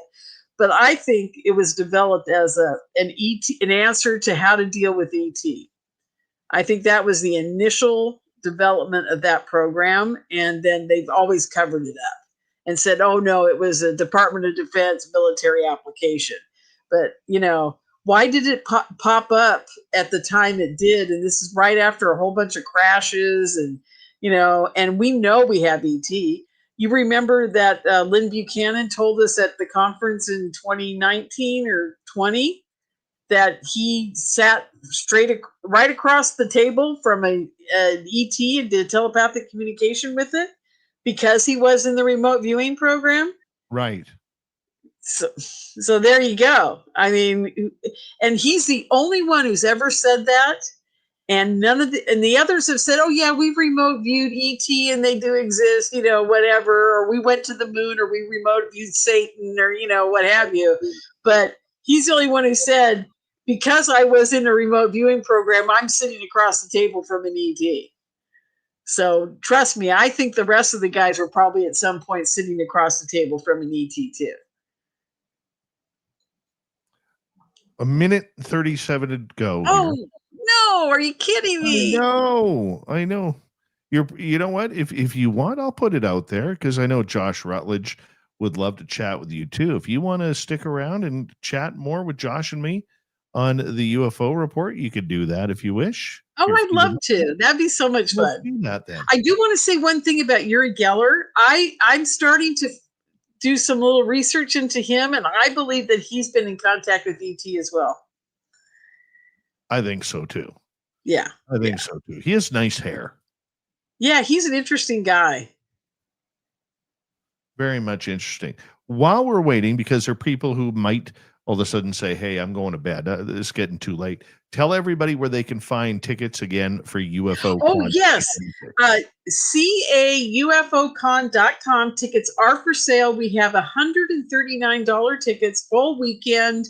Great price, you guys. And they will be on sale at that price until I sell either 100 tickets or January 1st. That's it. Then the price goes up a bit. So just get them now while they're cheap and hot. Okay. It's awesome. Cheap and hot. Just like me. Cheap and hot. That's right. So I have a face for radio and a voice for print. Cheap and hot. This is what you get. This is why you get the big bucks to work the night shift at the radio stations, Lorien. Yeah, you bet. I know what that's like. Well, we're so proud that Lorien Fenton is going to stick around for another hour here on Spaced Out Radio. She's going to join Josh Rutledge and myself on the UFO report. We got Lorien, the Queen, the Wizard, and Josh, and some Canadian guy who likes UFOs. We'll be right back. You're listening to Spaced Out Radio with your host, Dave Scott.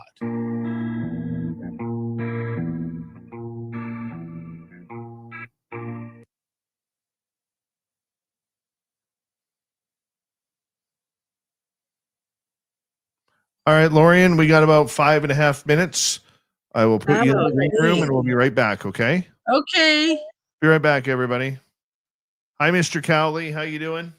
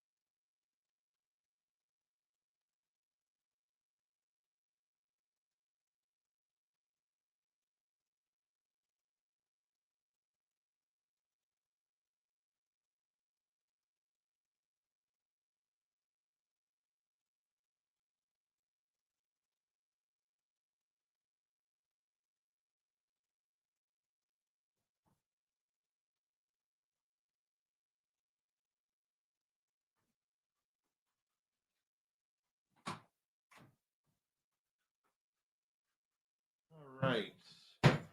Let's get Lorien in here and we'll get the wizard in here. There we go. Oh, Lorien's not back yet. All right. Wizard, how you doing? I'm doing great, man. Doing fantastic. How about yourself? Hope you don't mind me interrupting what we're doing for Lorien to continue. No, not at all. Not at all. Yeah, we got to get you at UFO Con. I would just like to walk around with a camera and a mic like the red carpet guy, that just talks to people as they're coming in. Lorien, have you met Josh? No, nice to meet you, Josh. Nice to meet you. Josh is best friends with Shane Hurd. They're both part of MUFON, Arizona. And Josh is, believe it or not, never spoken at a UFO conference. And he's all okay. What's your subject? Basically that all of the phenomena is related in some way. And then tying that into vortexes and ley lines, and that a lot of the phenomena seems to occur along ley lines. It's interesting. There's a lot of people out there that are really connecting that dot. Do you know about the Coltree guy that hold on, guys, we're coming back in 8 seconds. Swamp Dweller will be like 2 minutes and 30 seconds. Here we go.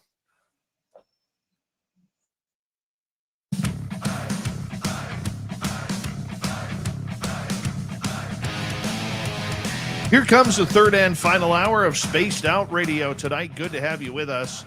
My name is Dave Scott. Thank you very much for tuning us in wherever you are on this beautiful planet we call Earth. And we want to say hello to everyone tuning us in on our terrestrial affiliates around North America, digitally on every major podcast network. Our website, spacedoutradio.com. We have a plethora of features for you. Rock out to Bumblefoot, read the news wire, check out our swag as well. You can follow us on X at Spaced Out Radio, Instagram at Spaced Out Radio Show, and on Patreon in the Space Travelers Club. The Desert Clam has set the password for tonight in the SOR Space Travelers Club. Sebastomania. Sebastomania is your password. Use it wisely, Space Travelers, as the Clam sets the password each and every night right here on Spaced Out Radio. Let's head to the swamp. Hello and welcome to Spaced Out Radio's Swamp. I'm Swamp Dweller, and tonight I'm going to take you on a mystic journey of the unknown, sharing tales of monsters, legends, and nightmares. Welcome to the Spaced Out Radio Swamp. Nearly 9 years ago, a cruel act of violence ended the life of Greg Hart before his time. It was March 13th, 2010, and Greg Hart was hanging at a local bar named the Red Room. Little did anyone close to Greg know, this would be his last night out on the town. Greg was seen leaving the Red Room bar around 1:40 a.m., where he was alleged to have walked to a nearby IHOP restaurant, which was apparently a spot he would frequent. After this, his friends claimed they didn't see or hear from him for 2 days, which he was subsequently found dead in the Woonasquatucket River by his friends and family who were searching for his whereabouts. Greg had been stabbed to death. He had multiple defense wounds on his body, showing he did put up a great struggle. His phone was found smashed into 3 pieces. He was found floating along the riverbank, and the police ruled his death as an accidental drowning due to him being so intoxicated. They tried to explain his defense wounds are nothing more than wounds from a drunken fall. His friends and family refused to believe it was a drowning, though. Greg was a certified driver and a very strong swimmer. Being drunk could impair that, but it still just seems a bit too fishy. Greg's grandfather took pictures of his body before it was embalmed and found that he had a broken eye socket, a damaged nose, and cuts on his hands and bruising on his hips. He also had odd, small holes on each shin, clear signs of an altercation. At the time of his disappearance, the Red Room nightclub was owned by the wife of a Providence police detective. His family feels his case was never investigated properly because of a conflict of interest. Another detective also owned the land on which the bar sat. Is it possible like many other cases covered on this channel in the past, that police could be covering up something. Conflicting evidence about the phone found on Greg had caused the case to move slowly. The phone was in the water for a subsequential amount of time, the police said, which made it unusable, and the texts and calls on the phone are lost. But couldn't they just take a look at phone records for that? Until this day, though, the death of Greg Hart remains unsolved. Thank you, Swamp Dweller, for another creepy story. If you want more just like that, head on over to YouTube, type in Swamp Dweller, hit subscribe, ring that bell as Swamp Dweller joins us to kick off hour 3 each and every night on this show. It's time for The Wizard. Space Out Radio presents a UFO report. The UFO wizard makes his presence known. Just ready to go.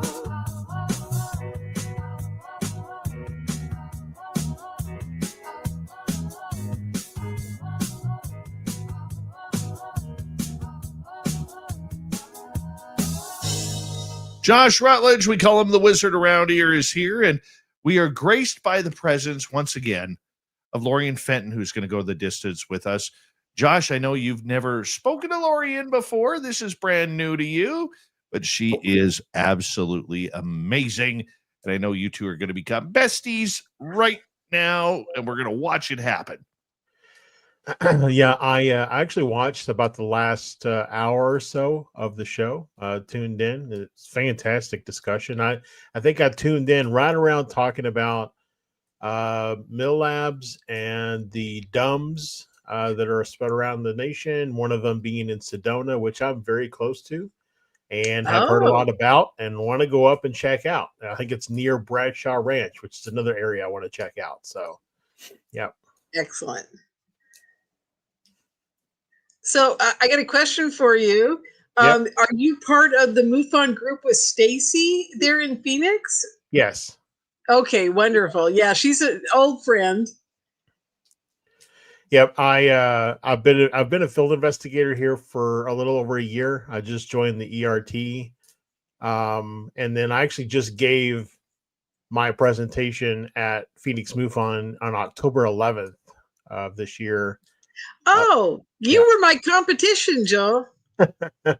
I was down at Tucson MUFON speaking that same day. Oh, okay. Yeah. I wondered who you were. I was like, who's that guy speaking up in Phoenix when I'm down here in Tucson? So, yeah, that was me. I'm sorry I competed with you. No, it's okay. We were laughing because we were like, we were thinking about calling Stacy and having me stay for a week and then going up there, but it didn't work out because there was a Travis Walton event too, and all kinds of things were going on. Yeah, it was a wild week for sure.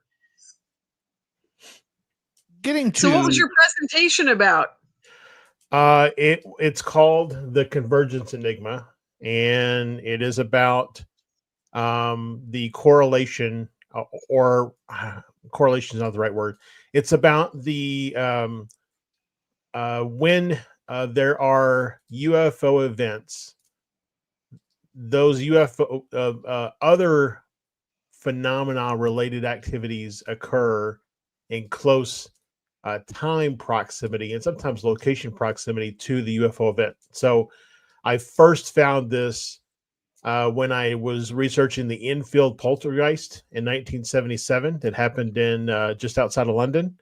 Yes. While I was researching that, I just out of curiosity, I searched to see if there were any UFO reports, and I found that there was a large school event in Broadhaven, Wales, the same year, and actually just a few months before the infield poltergeist. So then that made me look at, well, what else was going on? So there was humanoid sightings around the same time as the Broadhaven school sighting. There were mysterious military activities happening along the beach in Wales around the same time as the sightings in Wales. And I actually found just north of London, in kind of a little hamlet, there was a patrol officer reported a Fae sighting just north of London. So that led me to kind of put the theory together that maybe there's something around UFO sightings, especially because we've heard that UFOs often generate a lot of EMF. Is there something about the type of electromagnetic radiation that a UFO creates that allows bleed through for other phenomena to kind of come through and interact more freely in our reality? And so that then led to basically investigating other accounts and other potential convergences, as I call them. And then that led to then looking at how ley lines and vortexes come into play as well. And so I found that a lot of the significant sightings that people have of whether it be, Bigfoot, cryptids, poltergeists, UFO sighting, UFO events, a lot of those things happen along ley lines or within the, about 30 to 50 mile perimeter that extends beyond a ley line, because ley line is not just a single, kind of line drawn on a map. And so there's like a 50 miles up, down, in all directions that extends out. And oddly enough, I live less than a mile from a ley line, from a major ley line. And I have a lot of activity that happens in and around my house. So not just paranormal stuff. I mean, I've taken pictures of green aliens sitting in my chair in the backyard that you can, pretty clearly see. I just went to a Skywatch event near me in the Superstition Mountains with Phoenix MUFON, and snapped a photo at the end of the show. And there's a little green alien guy standing in the photo. Did a little photo bomb. So, and that's close to a ley line as well. Can I ask you about that? When you took those photos, I was investigating for MUFON, a ranch out near Sacramento, California, right next to, it's a big ranch right next to a nuclear power facility. Mm-hmm. And they were having the strangest stuff going on. Now, the man who owned the ranch with his family has passed on. I can't get the information anymore. We were gathering material for a major MUFON, event report. Mm-hmm. And when I was out there investigating, I actually saw that it was an 1800s ranch house. And I turned around. I was sitting out in the front yard. It's 2:00 in the morning. I turn around, and in the it wasn't totally dark at the house behind me, about 20 yards. But they had like a light on inside and one around the corner, like an outside light. Mm-hmm. And I could see on the wraparound porch a lady in a whitish colored dress from the 1800s standing there looking at me, and she faded away. Mm-hmm. Now, this is right after I had seen a giant bright light come out of the cow pasture next to the barn, right next to the driveway, that was so bright it lit up like 6 blocks around us. It was so bright and so huge. And I asked the guy, does this light happen often? And it came from the ground up. It wasn't up, down. It was ground up. And I said, does this happen often? He goes, it happens once a week at least. And then all the strange stuff starts happening at the house. And I said, that's really crazy. I said, I'm out here investigating UFOs, but I'm now seeing ghosts. I said, so what gives? He goes, oh no, the ETs are here too. And I said, really? He goes, yeah. So what he had me do, he says, I get them in my pictures all the time. And because I'm sitting out there in this lawn chair, now it's 3:00 in the morning, and I'm getting ready to get out of there. And I decided to snap a whole bunch of pictures. The next day, I'm looking at the pictures, and sure enough, there's an ET over by the bush. There's one over by that where the ghost was. There's another one in the driveway. And next to the one in the driveway is a taller one right behind him. And so I couldn't see him with my naked eye. And the reason I brought this whole story up is to ask you, the one in your chair in your backyard And the one that you saw on the Skywatch, did everybody else see them, or was this just in your camera? It was only in the camera. But so the funny thing is so the way that I take these pictures is with a long exposure shot. With a, trying to hold, I usually am using my phone, and so I'm trying to hold it as steady as possible. And so the picture of my backyard, I actually stepped into my backyard and said, "Can I take your picture?" And then I snapped 3 long exposure shots, and that little green guy showed up in one of them. And then at the Skywatch, we were all kind of milling about. Most of the people have, kind of left on their own. There was about 7 of us remaining. And one of the people that was remaining said, "I'd like to get a group photo of everybody." And so we just took a photo. He tried first with his phone, but it had a flash on and it just wasn't a good photo. So I said, "Here, we'll take one with mine and do a long exposure." And I told the person taking it, I was like, "You can't move. You wait till it counts down from 4. And when she got done, I was reviewing the photo on site, and I immediately saw that there was something additional in the frame. And so when I got home, I edited the photo only to add brightness. Sure. And with adding brightness, you can clearly you can even make out like eye sockets for this thing that's standing there. And the only light that was available was the moon. The moon was coming up, and so there's a little bit of a shadow cast from a structure that was on site, but that was the only light available. So we couldn't even really see the person who was taking our picture. So there's no way we would have seen this thing, supposedly standing in front of us. But yeah, it was there in the image. Yeah. This happens all the time, and people just don't, they don't believe it. They don't want to believe it. I've actually shown pictures with these ETs in them, and people can't see them, which leads me to an amazing story. I think I've told it here on the show before, right, Dave, about the movie, the gray alien in the movie, Stan Romanak's movie. Yes. It's a long story, but in a nutshell, basically the ETs and I had a big old fight about the gray alien in that movie. They took it out of my consciousness. They took it away from me, and I couldn't see it when I watched the movie. And they were proving a point, and I was like, okay, what's the point to all this? Eventually, after 3 weeks of me going back and forth and watching the stupid movie 3 times, and it's not a stupid movie. For me by that point, I'd seen it 16 times. So it was at that point a stupid movie for me.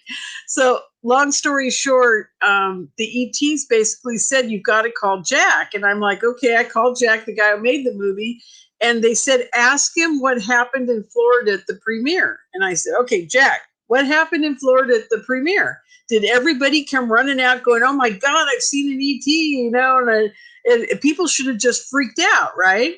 And he goes, I'll never forget. He goes, "It was so weird. Only the contactees we know that had seen the movie said anything about the ET." And I said, "That's because the ETs control our consciousness space so greatly here on this planet," back to Dave's mind control show tonight, that they didn't let anybody see the ET that wasn't, consciously awake enough, aware, whatever, to see it on the screen. Only the people who are consciously aware, awake, and are maybe contactees could see that ET in the movie. And the military went after Stan with a vengeance about that movie. They actually went after J3 Productions about that movie too. And of course, it's all gone. No one talks about it anymore. Stan's a crazy man, and they got rid of him real quick, because that was the first movie we actually got to see a live ET standing on the porch, Well, something else to kind of echo what you're talking about around, awareness or awaken, consciousness and such. On a podcast that I did about a year ago called Mysterious Experiences, I did like 23 episodes, then I stopped it. But I thought it would be interesting to interview someone who is an atheist, and to see what their opinion is on the phenomena. If it requires some level of spirituality in order to experience the phenomenon. And it was a fantastic interview. And at the end, when we wrapped up the interview, he hung on the Zoom call a little bit longer, and I showed him some photos that I had. I didn't have these photos of aliens or anything yet. I had a ghost photo and a couple of things. And when I showed him these things, he couldn't see the images in the photo at all. Absolutely. So he was like, "There's nothing there." I was like, and I took my mouse and I like drew around there, and he's like, "There's nothing there." And it was just, I was flabbergasted that he couldn't even see the area in which I was taking my mouse and moving it around. So see, you're validating exactly what the ETs told me. And, Yep. Even Jack said, you know what, that makes total sense, because it really came down to the point where we were wondering if maybe that there was something wrong with the film, that, we couldn't figure out why people were not reacting. And so it answered a burning question for poor Jack and John, because they got so hassled about that movie. And I got to tell you, the military got deep involved with those guys, Mhm. and they really put the screws to Stan. A lot of people just think Stan's they've written him off, and I feel really bad, because he's another victim of what the dark side of the Milabs and the military have been up to all these years. Another person who got pretty lambasted over the years was Clifford Stone. He was well respected, but there were many people in the community who just didn't believe that he was at crash sites. And what is with that, Dave? Why do we have a whole bunch of people in our community who can't, I mean, whether you believe it or not, at least entertain the idea of it and bring it to your forefront as something that could be real? We have a Yeah. lot of people that are so very close-minded around Yeah. some of the stuff. And Yeah. that's really what it boils down to, in my opinion, is that a lot of people have created for themselves their own theories and narratives. And so anything that comes out that challenges them in whatever their belief system is, they are, staunchly opposed to it, even to the point of attacking it, because of what it means for them to reevaluate their theory or their stance.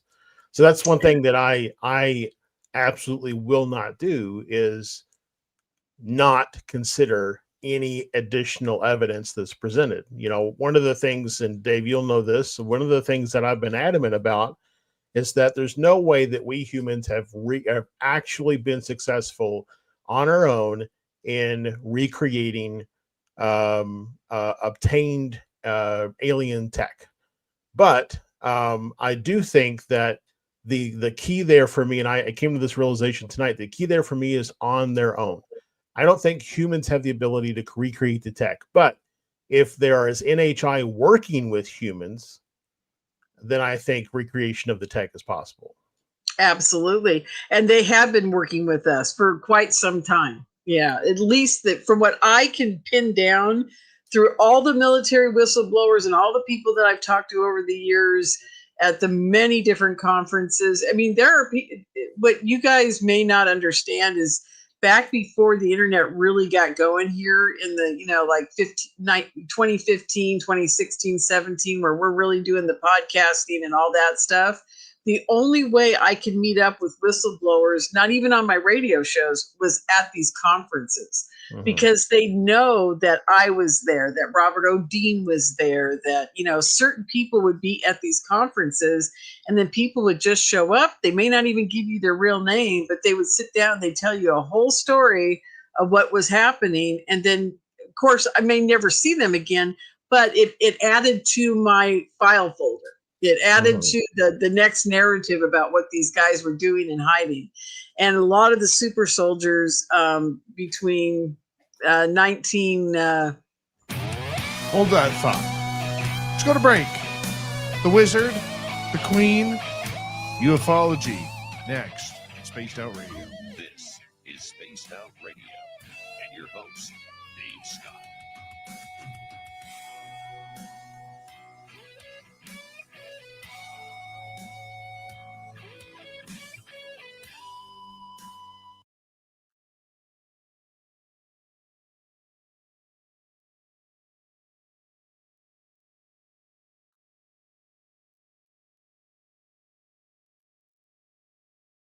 All right, we are clear.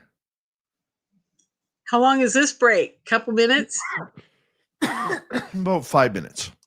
Oh God, they're all 5 minutes. That's pretty cool. Top of the hours are 6. Bottom of the hours are 5. Oh, okay, gotcha. Yeah. So, how did your presentation go in Phoenix? Well, I was really nervous and I ran through the slides way too fast. It only took me about 50 minutes, 50, to go through the slides. But we moved on to Q&A and we ended up doing about 55 minutes of Q&A, and that was fantastic. I loved every minute of it. I got a lot of questions just about stuff in my presentation, but then also just a lot of just general, what are your thoughts on type questions. And, because I've read a lot, researched a lot from doing podcasting for 5-6 years, I was able to answer or give a response for most of the things that people asked me about. The only thing that someone asked me about that I had no information on was spontaneous human combustion. But I did make a note to go off and review and see, what that, of course I've heard of it, but I don't really know anything about any cases of it or any of that kind of stuff. So made it a note to go back and research it and see what I could find out. Mm-hmm. Very interesting. Yeah, I was kind of nervous too. I hadn't spoken for quite some time, and I got there, and I had 4 or 5 presentations that I developed over the years. And when I got there, I realized I got to fill 2 hours. So I gave 2 presentations. I gave the presentation for the first half about me and what I've been through in my life, and then the second half was all about what was it about? Well, whatever it was about ufology. And I think they enjoyed it. It was a lot of fun. And there you go. And what I finally did at the end of my presentation, which I had not done before about me, is I added in the spiritual component and, what we were talking about earlier about how everybody kind of ends up with God in the end. After years and years of looking for the grays, they kind of go, well, the grays are here. So there's nothing I can do about it. I guess I better get right with Jesus or God or whatever, because when I die, then I get to be with all of them. So, because we don't die and die. We definitely go on in another form. So that's for sure. And the ETs know this. They've talked about it with several contactees over the years about how we don't die. Well, I also don't think that consciousness resides in the body. I think it resides to the body. I agree. Totally agree. And so when you we probably don't have time to go, but like when you have a dream at night, and let's say you have a dream where you're fighting vampires with your mother-in-law, it's because in another life, and that's somebody said, because I posted this on socials, and somebody said, oh, well, I had this dream. What does that mean? And so I think what it is because all your other lifetimes are happening at the same moment, because time doesn't exist for your higher self. Your higher self mixes all these experiences from those other lifetimes in like a little cocktail, and it sends it back down to you while you sleep at night. That's those downloads you get while you sleep at night. But your brain interprets those things in the only context that your brain can. And so if in another lifetime you are fighting an alien species with someone who is your mother-in-law in this lifetime, because there are consciousnesses that experience each other throughout other lifetimes. Right. Your brain interprets that in the only context you have, which is fighting vampires with your mother-in-law. And so it's not necessarily important what the activity is that you're doing, but more so what there is to learn about that activity and how it relates to you in your life, and what situation does it directly potentially apply to that you're going through right now. Because that's what that little cocktail download that you get is really ultimately meant for. It's supposed to help you in this lifetime. I agree. We got about 30 seconds here, guys. Especially the fact that all the timelines are all happening at once. Yep. That's for All right, sure. I'm going to get you guys to hold on right there because we're coming back in 20. Big thank you tonight to Dutch Hank and Amy. Thank you for the love with the super chats. Greatly appreciate it.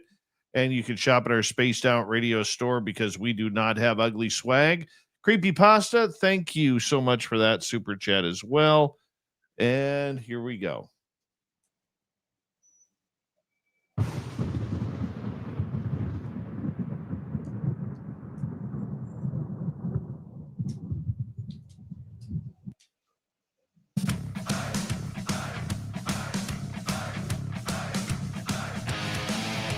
Final half hour is underway on Spaced Out Radio. My name is Dave Scott. Good to have you with us as we continue to talk UFOs with Lorien Fenton and the wizard, Josh Rutledge. Reminder to all of you that if you missed most of this show or others, our archives are always free on YouTube or any major podcast network. Our website, spacedoutradio.com, we have a plethora of features for you. Rock out to Bumblefoot, read the news wire. Check out our swag as well. You can follow us on X at Spaced Out Radio, Instagram at Spaced Out Radio Show, and on Patreon in the Space Travelers Club. The big story, UFOs. Where are we going? Where's this subject heading? And where are they hiding the toys? That is always a big question. Where are the toys being hidden, in your opinion, Josh? I don't think that they're in one location. I think that they've spread them around multiple locations. A couple of years ago, I remote viewed on accident. I was doing a meditation. I slipped into like a remote viewing, and it was first person remote viewing. That was really interesting. Like I was in the body of someone who was being taken into a deep underground base. And in there, they went to a big steel door, and the door just kind of hinged open. And there was this hybrid between a Yeti and a gray standing in front of the door. And he motioned for them to come. And they went into this big warehouse looking facility.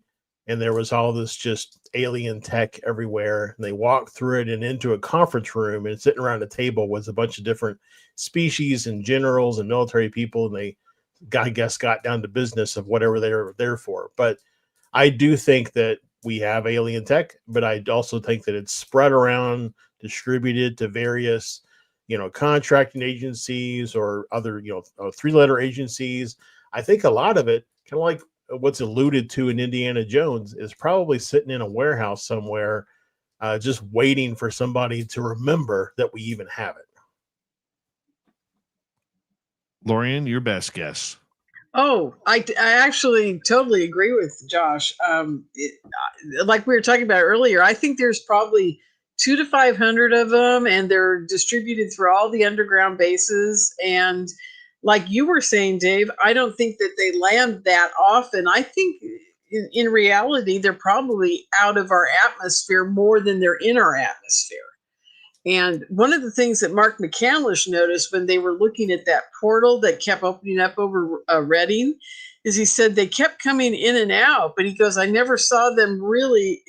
They'd come in, they'd stop, and it looked like there were smaller ships coming out of them. So that goes to exactly what you were talking about, Dave, about smaller little shuttles coming out of them, like in Star Trek, And then he said they'd let out these little lights. They saw them as lights.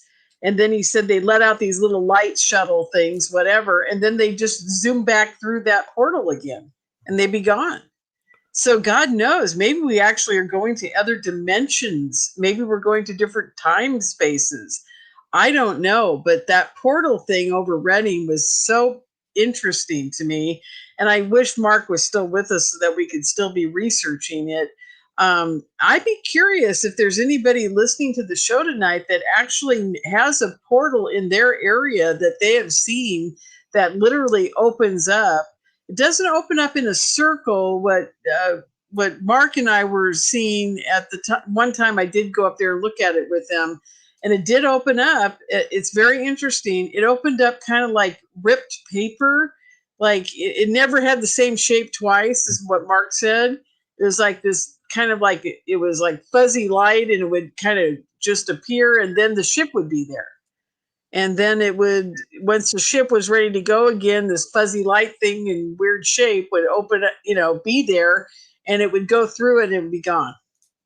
So, I'm just curious if anybody else is having that kind of thing over their city, town, state, county, whatever. I'd love to hear from you because I'm looking for the next portal. So, I've got a portal that I can see from my backyard. is it doing the same kind of thing? It is, and it's Yeah. not always there. It's not always there. And when it is there, it's one of those things where you have to do like a soft eye look at the area in order to see the things that are moving around.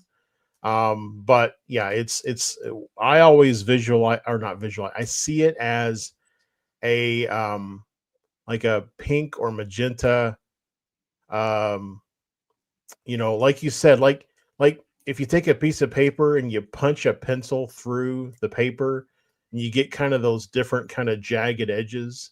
Exactly. Yeah. Exactly. And then when it closes, it's like it just does that in reverse, and those jagged edges fold back in together, and then it's just closed. Exactly. That's how Mark described it to me all those years. And then when I did finally see it, I was like, wow, that's very interesting. It's almost like it's translucent and you almost can't see it, except for it does have some color to it. Mhm. In Mark's case, it was a little more red, and then when I saw it, it was actually taking on kind of a yellow color. And he said it depends on he thought it depended on what time of year it was and what the temperature actually was and how low or high that was at that moment.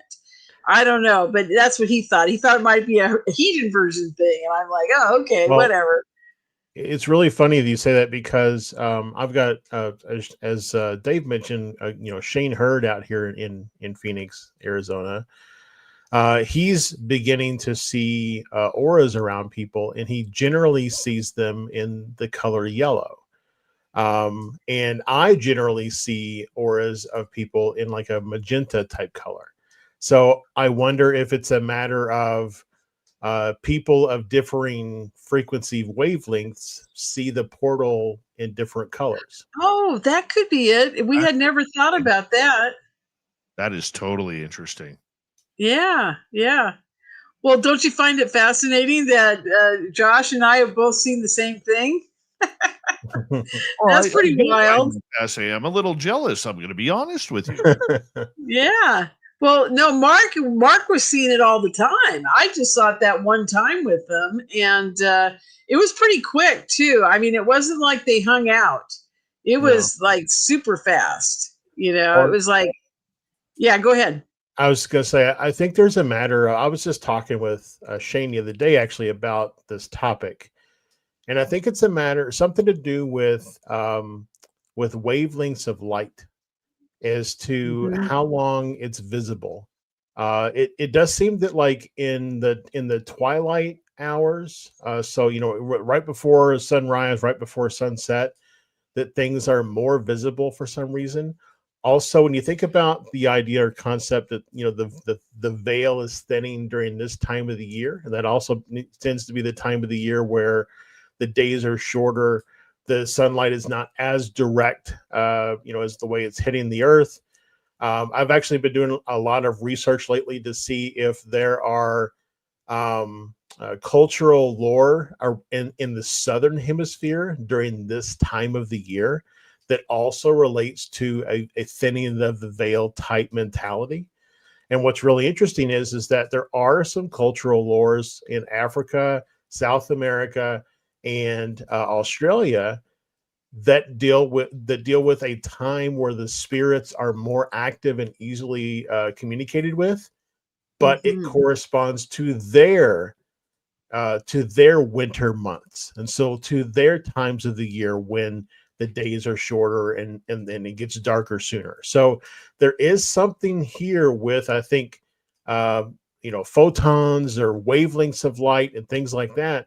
And as we start to explore these things, it's probably going to become, I think, worth doing some tests where you wear different types of glasses or sunglasses or different types of filters on cameras to see if you see things differently, because it's filtering out different types or different wavelengths of light. Yes, that makes sense. That harkens back to what Mark said about it being different times in different seasons. It was Yep. different types of things. Dave, does Science Bob's his detection device, does it ever talk about seeing these type of things with different types of colors or portals, or is it just looking for UFOs? Do you know anything about it? You mean the one he was building years ago? Yeah, I think so. I Yeah. thought he had built a detector, a detection I device. honestly don't know. I don't want to give a false answer on that. That's okay. I just wondered because at the time that this was going on with Mark, I think I had just met Bob, or it was Tron. Tron had his orb detector that was very similar to what Bob was building, and I was trying to get that up there for him to have on the premise to do it. But now that Bob's got a detector, doesn't he still have that going? I thought that they started a company. Well, they did, but that project was far long gone. Oh, okay. Shoot. Because I think it'd be really cool, Josh, if you could get a detector there that could start snapping pictures, taking wavelength measurements, taking magnetron measurements. What have you got there? Okay. So he's going to show us. This is an astrophotography camera. Oh, cool. But I've got a standard lens on it. Okay. And then this is a Raspberry Pi that runs it. Yep. And so I've got it programmed. I can, right now I take pictures every 4 seconds, all day, every 24 hours a day. And then they're every 4 seconds, and it's a long exposure 4-second shot. And so the idea there, that's a 4K camera. And so I can maybe, run those pictures through filters and things to see if there are things that show up. The other piece is I do have what's called a MADAR unit in my house that captures, EMF. And mine I actually have a, what's it called, that picks up radiation. Geiger count. I've got a Geiger counter hooked up to mine as well. And so it captures radiation field, EMF, compass heading, all of that kind of stuff every minute. And so I've actually had pretty good success of capturing stuff on the photo, looking at my MADAR data to see if there is any anomalies. And sometimes there are anomalies that correspond with images that I've captured on my photo. Cool. Very cool. So the next question is there anybody else collecting data with you? Are you guys doing any simultaneous data collection? There are MADAR units spread around the country, and there are some international, but not every MADAR location also has some sort of an all sky or a long capture camera. So that's the only Fran Ridge that runs that MADAR system. I know him and a few others are looking at building their own similar type camera setup. So maybe soon they'll be capturing or snapping images the same way that I am.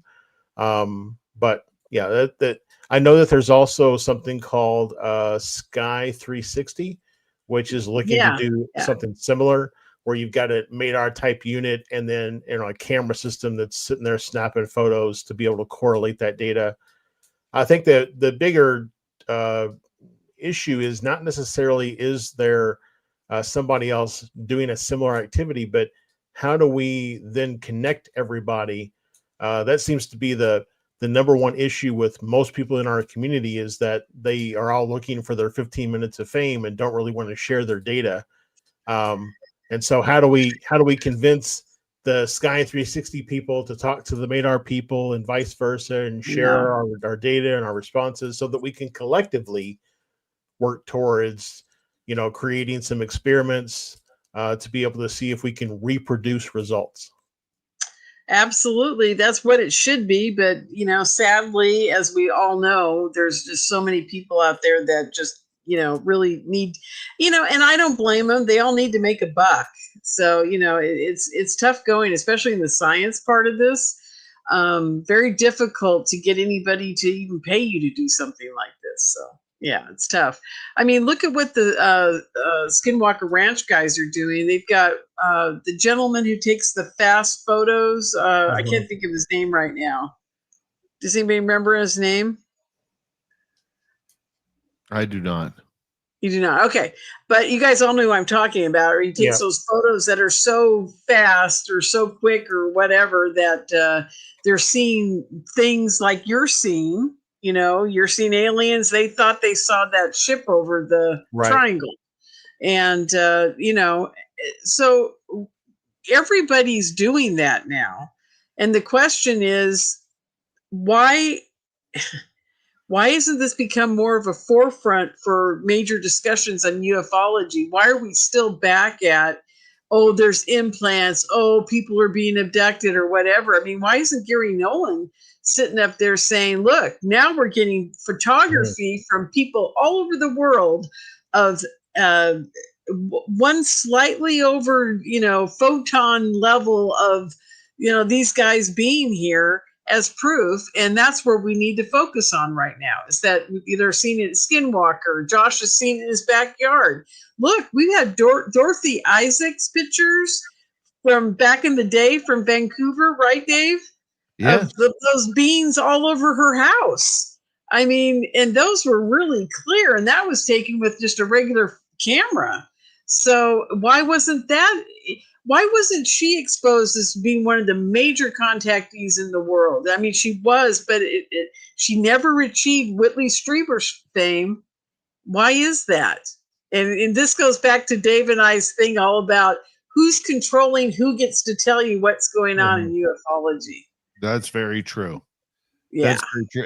And that game is going to continue. And I think moving, and I think what they're trying to do is they're trying to move it out of the public hands and into the science and technological people that are out there. And that way they get to control the narrative through social media and through what they can hide, because it is something that I find very interesting. I want to ask you guys something here, as we only got about 4 minutes to go. I had Steve Bassett on the show from the Paradigm Research Group on a couple nights ago. And Colonel Carl Nell had stated publicly, basically, he believes disclosure is dead. But Steve, it's always around the corner. He's ever Mr. Positive about this subject. And God bless him for it, because, he works hard at what he does.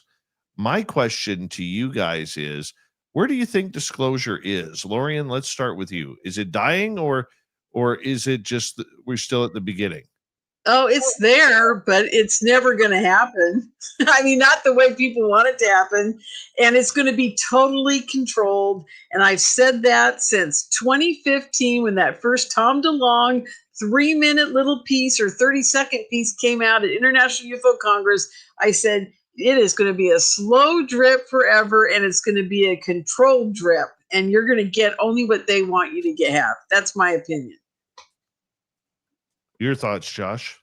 I think to sound like a broken record. Number one, I think disclosure started in the 70s, and it has been a glacier slow trickle of information in the form of movies and TV and books and everything else.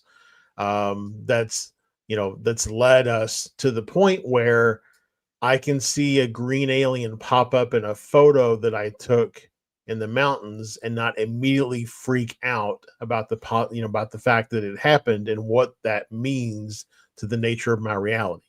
So that's number one. Number two, because we haven't defined what disclosure is and haven't collectively agreed to as a community what disclosure is, we'll never know if we're there, because we have no goal to reach. That's right. And the most important thing to remember, folks, is if you're a contactee, disclosure's already happened. Right.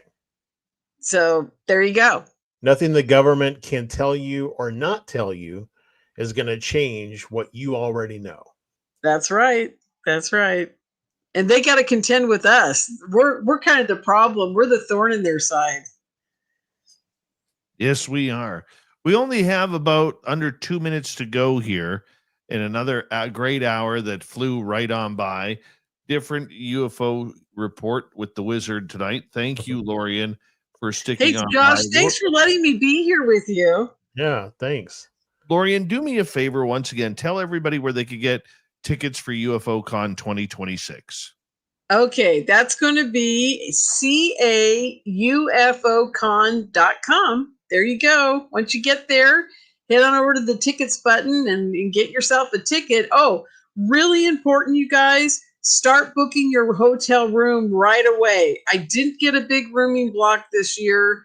The reason why is because I can never predict if I'm going to have to pay for empty rooms or not. So please get your room, book it now, and share with a friend. Then it's $75 a night.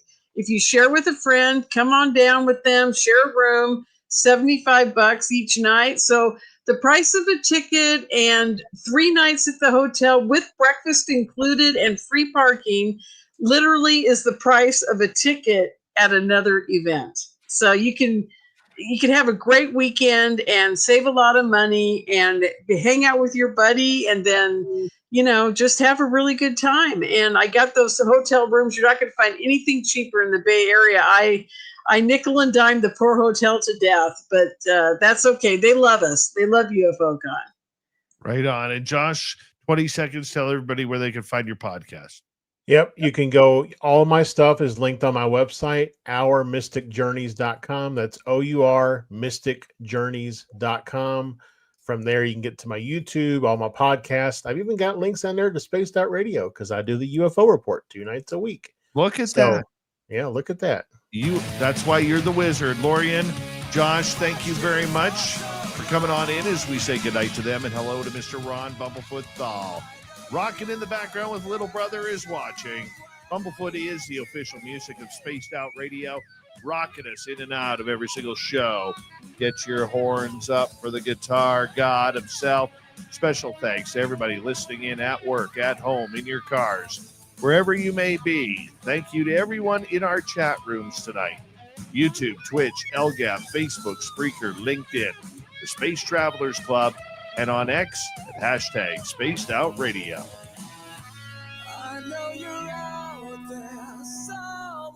Remember, this show is copyright by Spaced Out Radio and Bigfoot Broadcasting Limited. Thank you so much for choosing to share your evening with us, because together, my friends, we're watching. We own the night. Mr. Bumblefoot, we need a favor. We need you to take us home.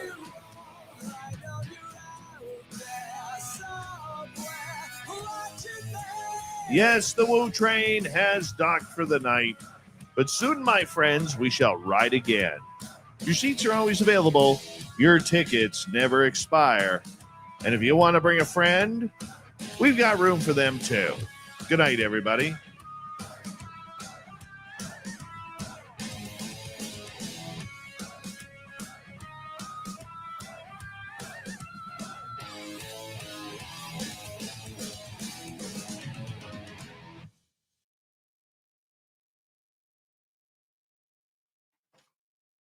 Good job, everybody. Good job. Lorien, you're a trooper. Thanks. It was really fun. Thanks a lot, you guys. Josh, thanks for letting me hone in on your hour. That was a great conversation. I thoroughly enjoyed it. Oh yeah. I mean, it's amazing that, we can have this conversation because we have gotten way beyond, is there a UFO up there? And if Gary Nolan's going to let us know the make of, a piece of ship that he got, Right. I mean, the consciousness aspect he has talked about in the past, but it's like, that should be the forefront and that should be the whole story. And yeah. Well, I think it's because basically you've got the nuts and bolts community. You got to figure out a way to engage them on the consciousness discussion. And so the way you do that is you somehow tie nuts and bolts to consciousness. And you do that in the form of you use consciousness or psychic abilities in order to pilot the nuts and bolts crafts. And so that's what I think is happening right now is we're seeing that merging of the concept of nuts and bolts craft and consciousness as being intertwined. And that's, in my opinion, how you get the nuts and bolts people to start thinking about the importance of consciousness and expanding awareness in that area. If you tell a nuts and bolts guy that they can meditate for 20 minutes every day of the week, and on the weekends they could go out and connect with nuts and bolts craft, they're going to do so. Now, you and I know that those nuts and bolts craft that are truly extraterrestrial or interdimensional in nature have a biological component to them. And so it's not really just nuts and bolts. In fact, there aren't any nuts and bolts on it. But that's beside the point. The point is that it's okay, I think, to allow the nuts and bolts people to think that they're nuts and bolts if it means that they're expanding their consciousness. Kind of like it's okay if I let my kids think that broccoli is, what is like little trees that are, in a little forest that gnomes live in, if that means that they'll eat their broccoli. Exactly. Yeah, it's pretty crazy. I mean, we are in such a weird time right now about what's allowed to be considered real and what is considered a deep fake. And I just find the whole UFO community quite hysterical in many ways because of this.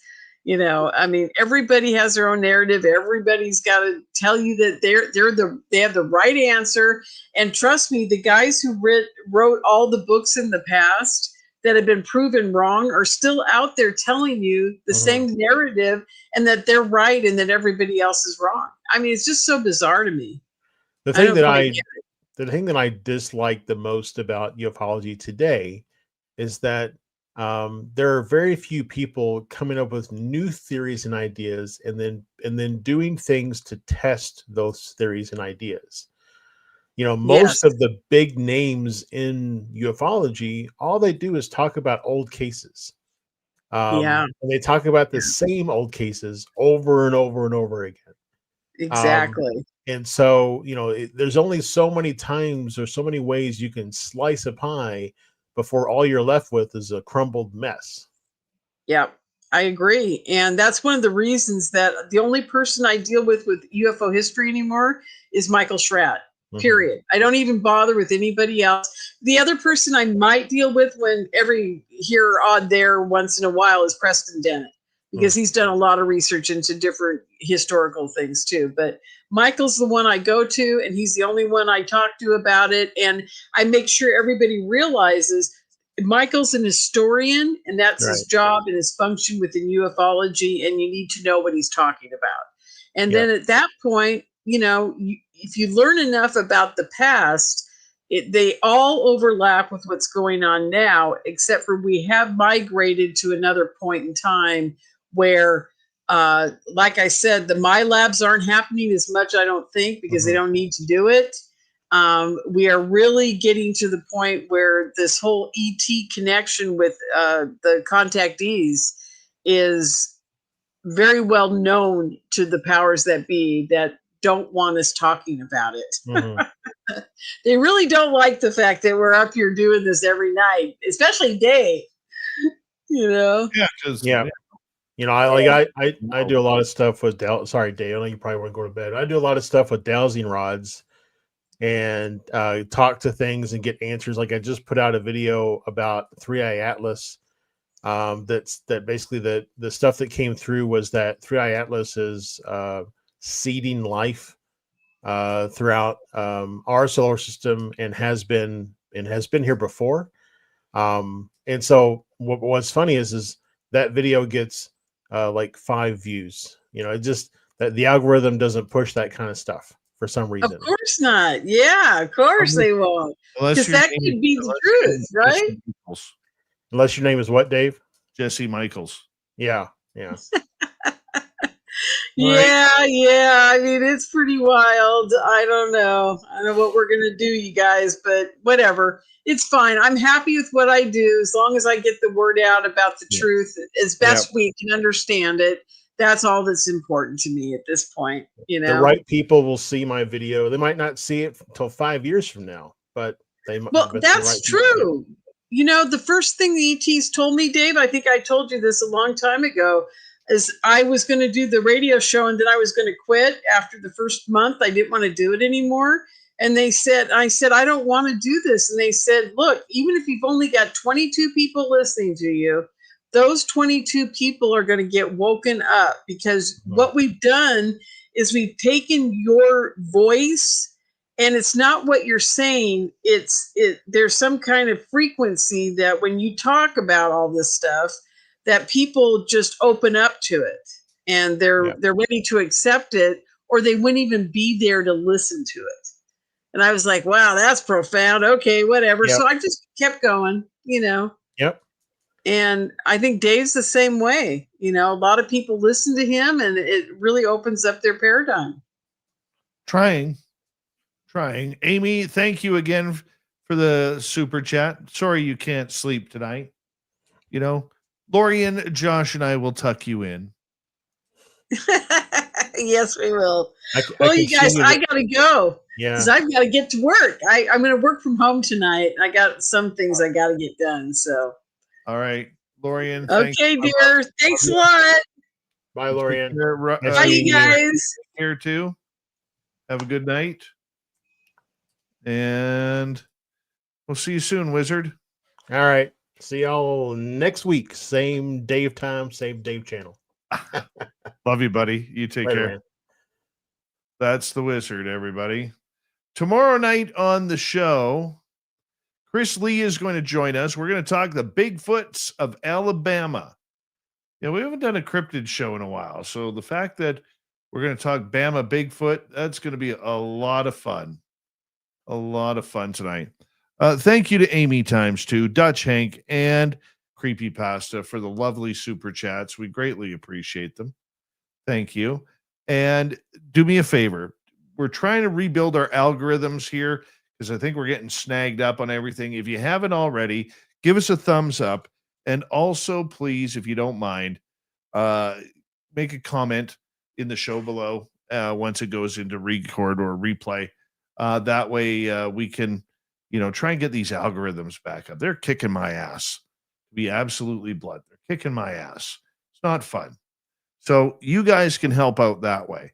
I will see you tomorrow night. Chris Lee, Bigfoot and Bama. See you later, everybody.